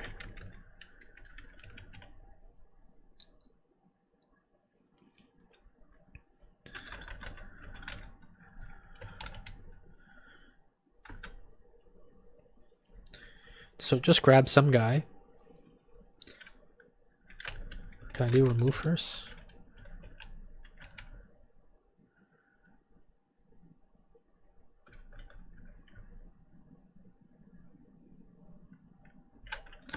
Yeah, let's just remove some guy. If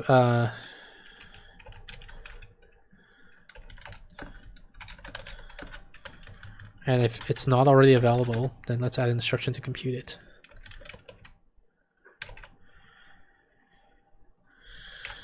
So compute this guy.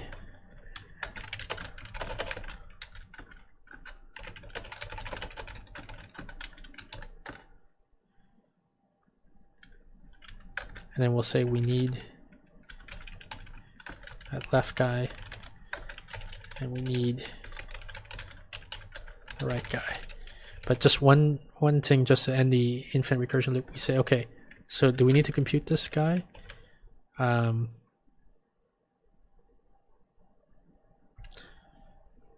We have to make sure, okay, available doesn't contain him, but also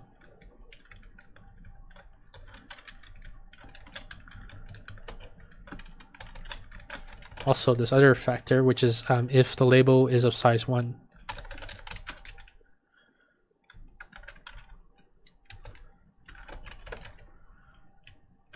If it's not 1, if it's greater than 1. Yeah, so the idea is like, where's my diagram? When we get down to this guy, we don't want to split this off to compute to other things, right? So if the number of operands is 1, we don't need to do this thing. So if it's greater than 1, and if it's not already available, then we need to add an instruction to compute all these, right? So I think that populates our instruction list. The only thing is that we did top to bottom, right? So we add an instruction for this, we add an instruction for this, and so on, and then we'll add instructions for these. But when we actually execute the instructions, we want to do it from bottom up. We want to run these guys before we do this guy. So I think all I have to do then is, where's my instructions?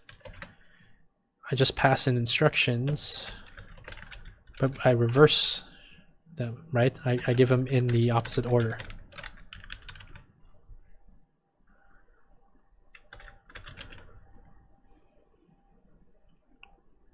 So now does this work? Moment of truth. Test pass. That is amazing. So amazing that I don't believe it. Let's add a bug just to make sure the tests actually work. Yep, so the test is testing something, right? Okay, let's add our helper function to do a test case.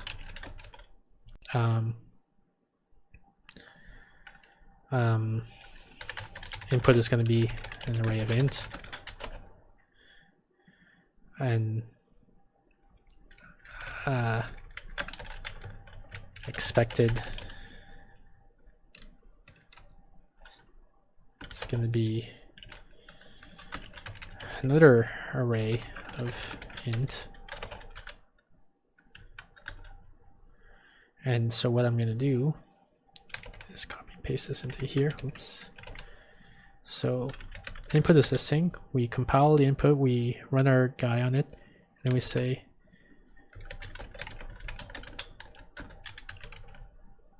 we just check that these guys are equal. So array of this guy,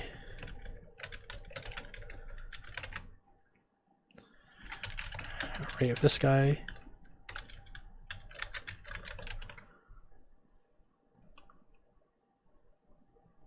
that test pass. Let's get the other test case from here. So for this one, well, let's just delete the 6 over here, but we're saying should be equal to this thing. And then we have this test case, 3, 2, 1 should be equal to this. 3, 2, 1 should be equal to this guy. So let's run this test and check if it passes. Oops, didn't mean to add a breakpoint there. Run. Test passes. Amazing. I can't believe this worked. The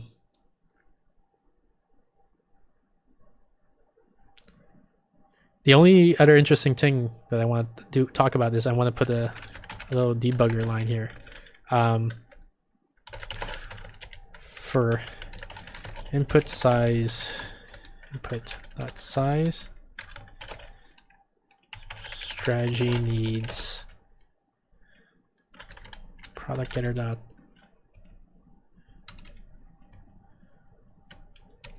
oh, do I not have a getter for the strategy here? Where's my product getter? Oh, I don't want it private. And so Jay, why did you tell me to make that thing private? Can't you see that I want to use all along? Multiplications. And then squared is equal to input dot size times input dot size, just for comparison. So let's run this.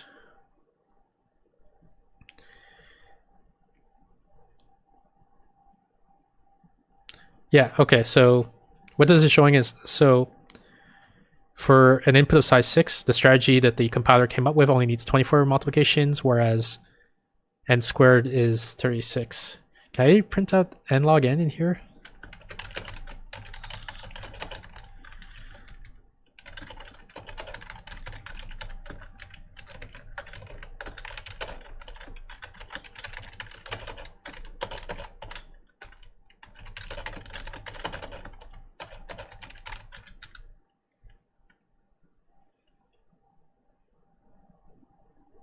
I can't remember how to do a log of is it like I have to divide by the log or something like that if I want to convert log?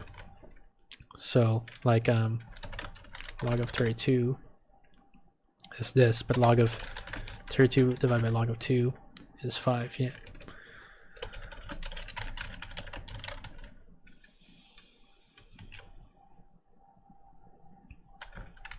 So double.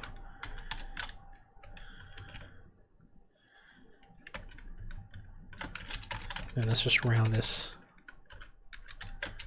just so that the display doesn't look crazy.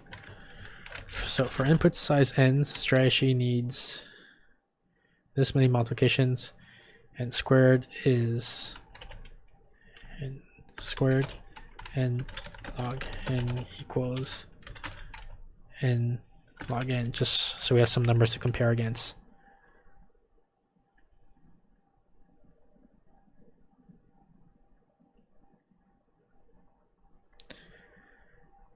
So we did the analysis. I think it's n log, it's O n log n. Of course, the exact number of multiplications doesn't match up perfectly. The thing is, it's a little bit 24. I'm trying to figure out, is that closer to 36 or is that closer to 16? But do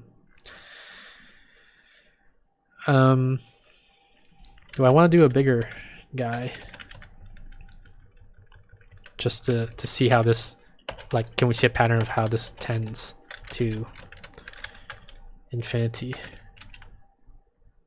Actually, I don't care about this thing. I just want to see what it prints out here. 80 multiplications. Oof. It's getting pretty close to n squared. Interesting. So the other interesting we can do with this is we can just do a compilation, right? We can run our compiler for 10 to get some strat, some pgetter. Well, I guess we can. Here's our strat, and then we can literally print out the instruction to say, okay, well, what is the strategy that you came up with?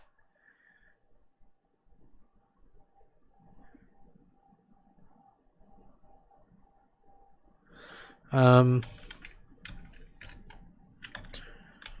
the string with a separate new line. Let's do it like that.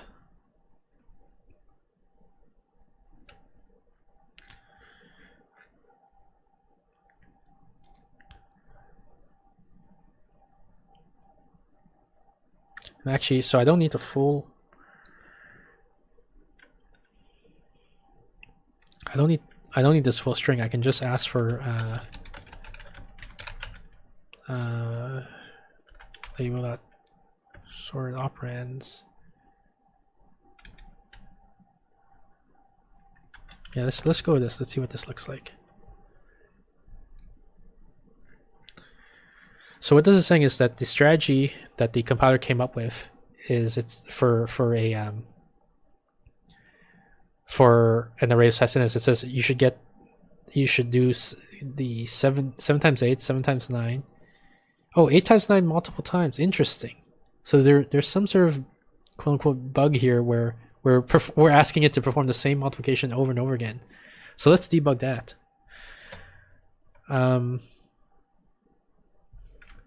Trying to think about the best way to do this. Let's put a breakpoint here. Debug.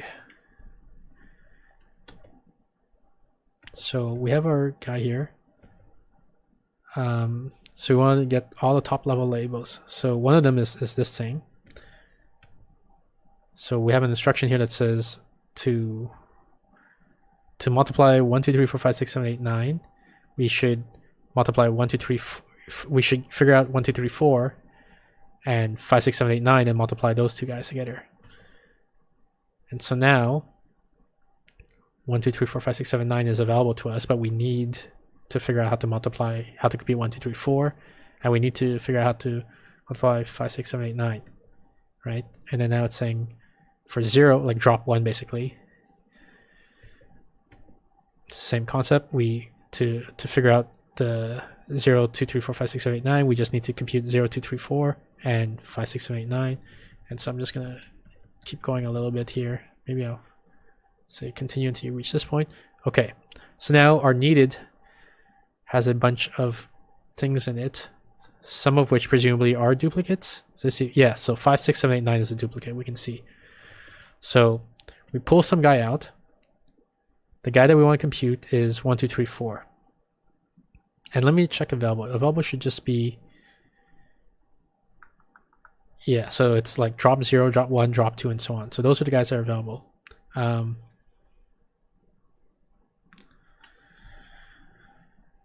So let's see here. I'm trying to understand. I'm trying to figure out what to inspect. So we're computing. Okay, so we're checking. Are we at the base case where the label is length 1? It's not, right? We're doing 1, 2, 3, 4 here, and available probably doesn't contain compute because it doesn't.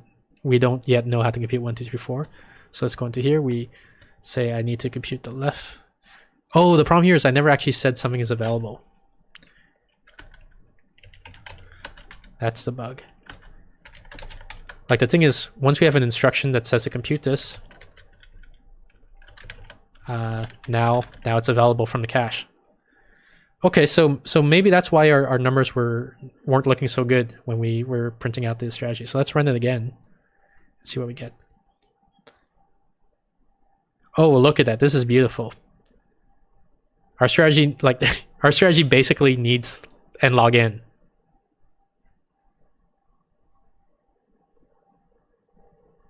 Are there any duplicates here? No, okay, so this is drop 0, drop 1, drop 2, and so on. Wow, beautiful output. Look at that. Okay, this is so exciting. I gotta, I gotta see the case for 1, 2, 3, 4, 5, 6, 7, 8, 9, 10. Show me what the metrics look like. 37. Look at that. We only need 37 multiplications to perform this. Just to make the test pass. I guess I could copy this, but that seems a little bit lame because I don't know for sure it's working. So I'll do something even simpler. Right, like the product of all these should still be 1. Or what's 2 to the 9? Maybe we can make it a little fancier. 512. So if I make all these 2, and there's 10 of them, we always multiply 9 of them together, so these should all be 512, right?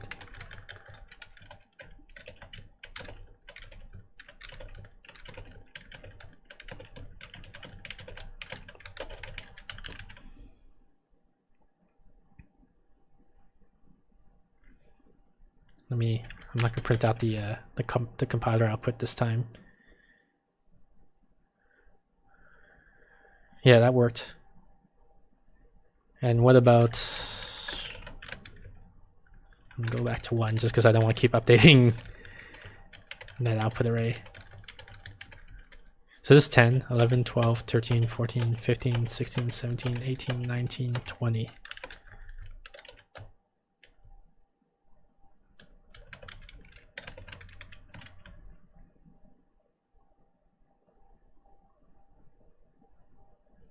For 20, we need 100 multiplications, which is a little bit slower than n log n, but it's definitely faster than n squared.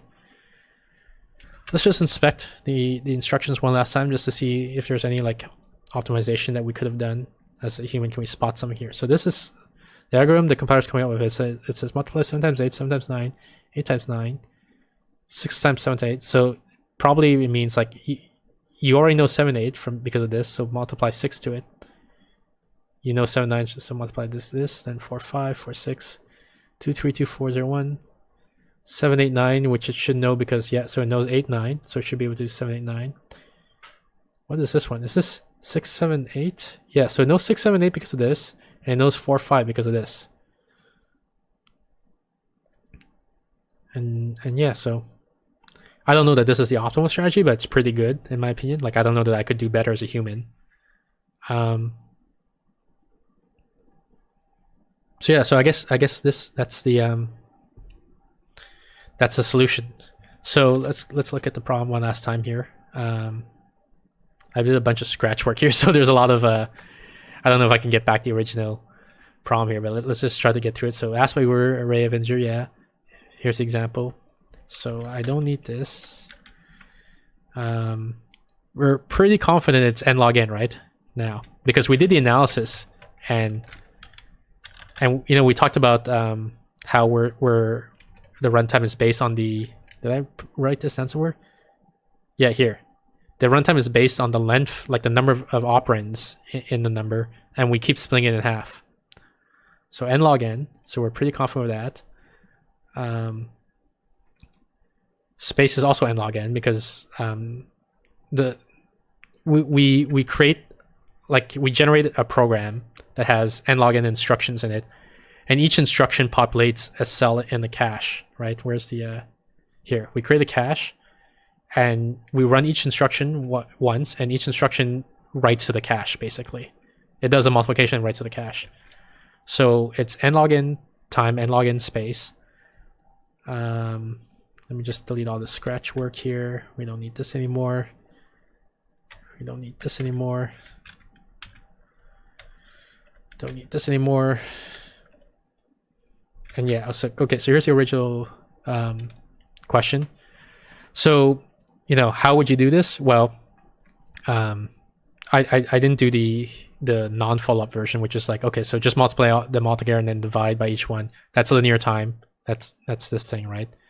Hopefully you guys can, you know, it's quote unquote self-evident how to do that. The follow-up, if you can't do division, well, naively n squared, but we found an n log n solution. We struggled for a bit. It took us a while to find it, but we managed to find it. It's actually, this is a much more interesting problem than I gave it credit for initially. When I first looked at this, I'm like, whatever, right? It's trivial. But like we're basically doing code generation here, right? We wrote a program that generates another program in a language we invented, but that's okay. It's a language that only has one operation, which is multiplication in it. But that's okay. It generates a program in that language, and then we wrote an interpreter for that language, right? This thing receives the program as input and then executes it. And I didn't do the analysis on the compiler runtime. It's probably like n squared or something like that. I don't know. Should we do the analysis on the compiler? Let's see. How long does this take? This takes n squared, right? Because we have an inner function here which runs, like, it does n iterations of something, plus it does a sort. So it's like sorting is what, n log n, and then where's the brackets? This bracket's here. Okay, so we create a list of size n and then we sort it. So that's n log n times n. So it's n squared log n, right? Because this is n log n, and then we call this n times. So that's why it's n log n, or n squared log n. And if I go back to the caller, where is it? So it takes n squared log n to compute the top labels. Then we do this n times, right? Because there'll be n labels. It's not that we do this n times. We do this once to get this list, and then we do n iterations here, but eventually we have to compute the construction. We do basically one operation per instruction, and we know that there's about n log n instructions. So it's something like, if this is if get top label is n log n, this is this. Reversing is linear, probably. It might be faster, but let's be conservative and say it's linear. Then that means that this overall is n squared log n plus n plus n log n, which is just n squared log n. That's the guy that dominates, right? Like this gets dominated by this. This gets dominated by this. Does this guy do anything fancy? No. The label does something a little bit fancy, but just as an assertion here. Right, this is n log n on the length of the operands, but it's just an assertion. So when we're confident that our code is bug free, we can comment it out, and it'll, like, we can not perform the assertion basically, and the correctness of the program will remain the same.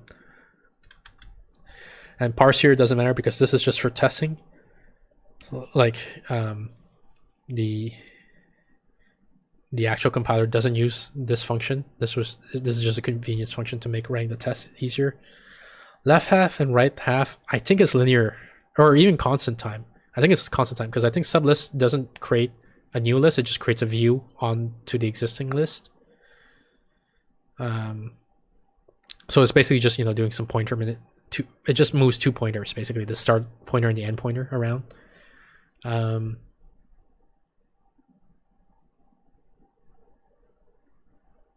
What else? So I guess that's it. So the idea is, this is a little bit more concrete now, but compiler takes n squared log n to compute a strategy, but then it takes n log n to execute the strategy.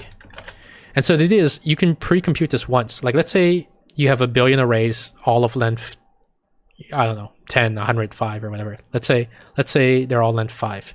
So you have 100 arrays of all length 5. Well, what I can do is I can run the compiler once to compute a strategy, and then I just execute that strategy 100 times, and executing the strategy is nlog n, right? So this is offline time. This is ahead of time. I can pre-compute a strategy, and then from then on I can execute the strategy quickly. And this is the case where you can't use division. Where again we said like, okay, not being able to use division is weird, but as I mentioned near the beginning of the video, maybe this is a proxy for a more complicated problem. Like it's some sort of problem where I need to combine, you know, these guys in some interesting way that's not invertible. You can think maybe, you know, some sort of recommendation system or relationship system. Like if you think of these as users, right? Like there's a user with user ID 1, a user with user ID 2, and you want to compute what the like the friendship graph is. Like, you know, is this person's friends with this, or is this person friends with this guy, and then so on. But you want to do it, but you want to say, but a person can't be friends with themselves. You know, I'm just making stuff up here, but like the idea is like, that's, I guess, where this restriction would come up. Like you have some sort of operation that combines values together, but that's not invertible. But they didn't want to get into, like, they didn't want to make the interview question focus on that aspect of the problem. So they just said, let's just go with multiplication and let's just pretend you can't divide. So yeah, I hope you had fun watching this. I hope you found it interesting. And yeah, so I guess that's all there is to say about this problem. So thanks for watching, and hopefully I'll catch you guys next time.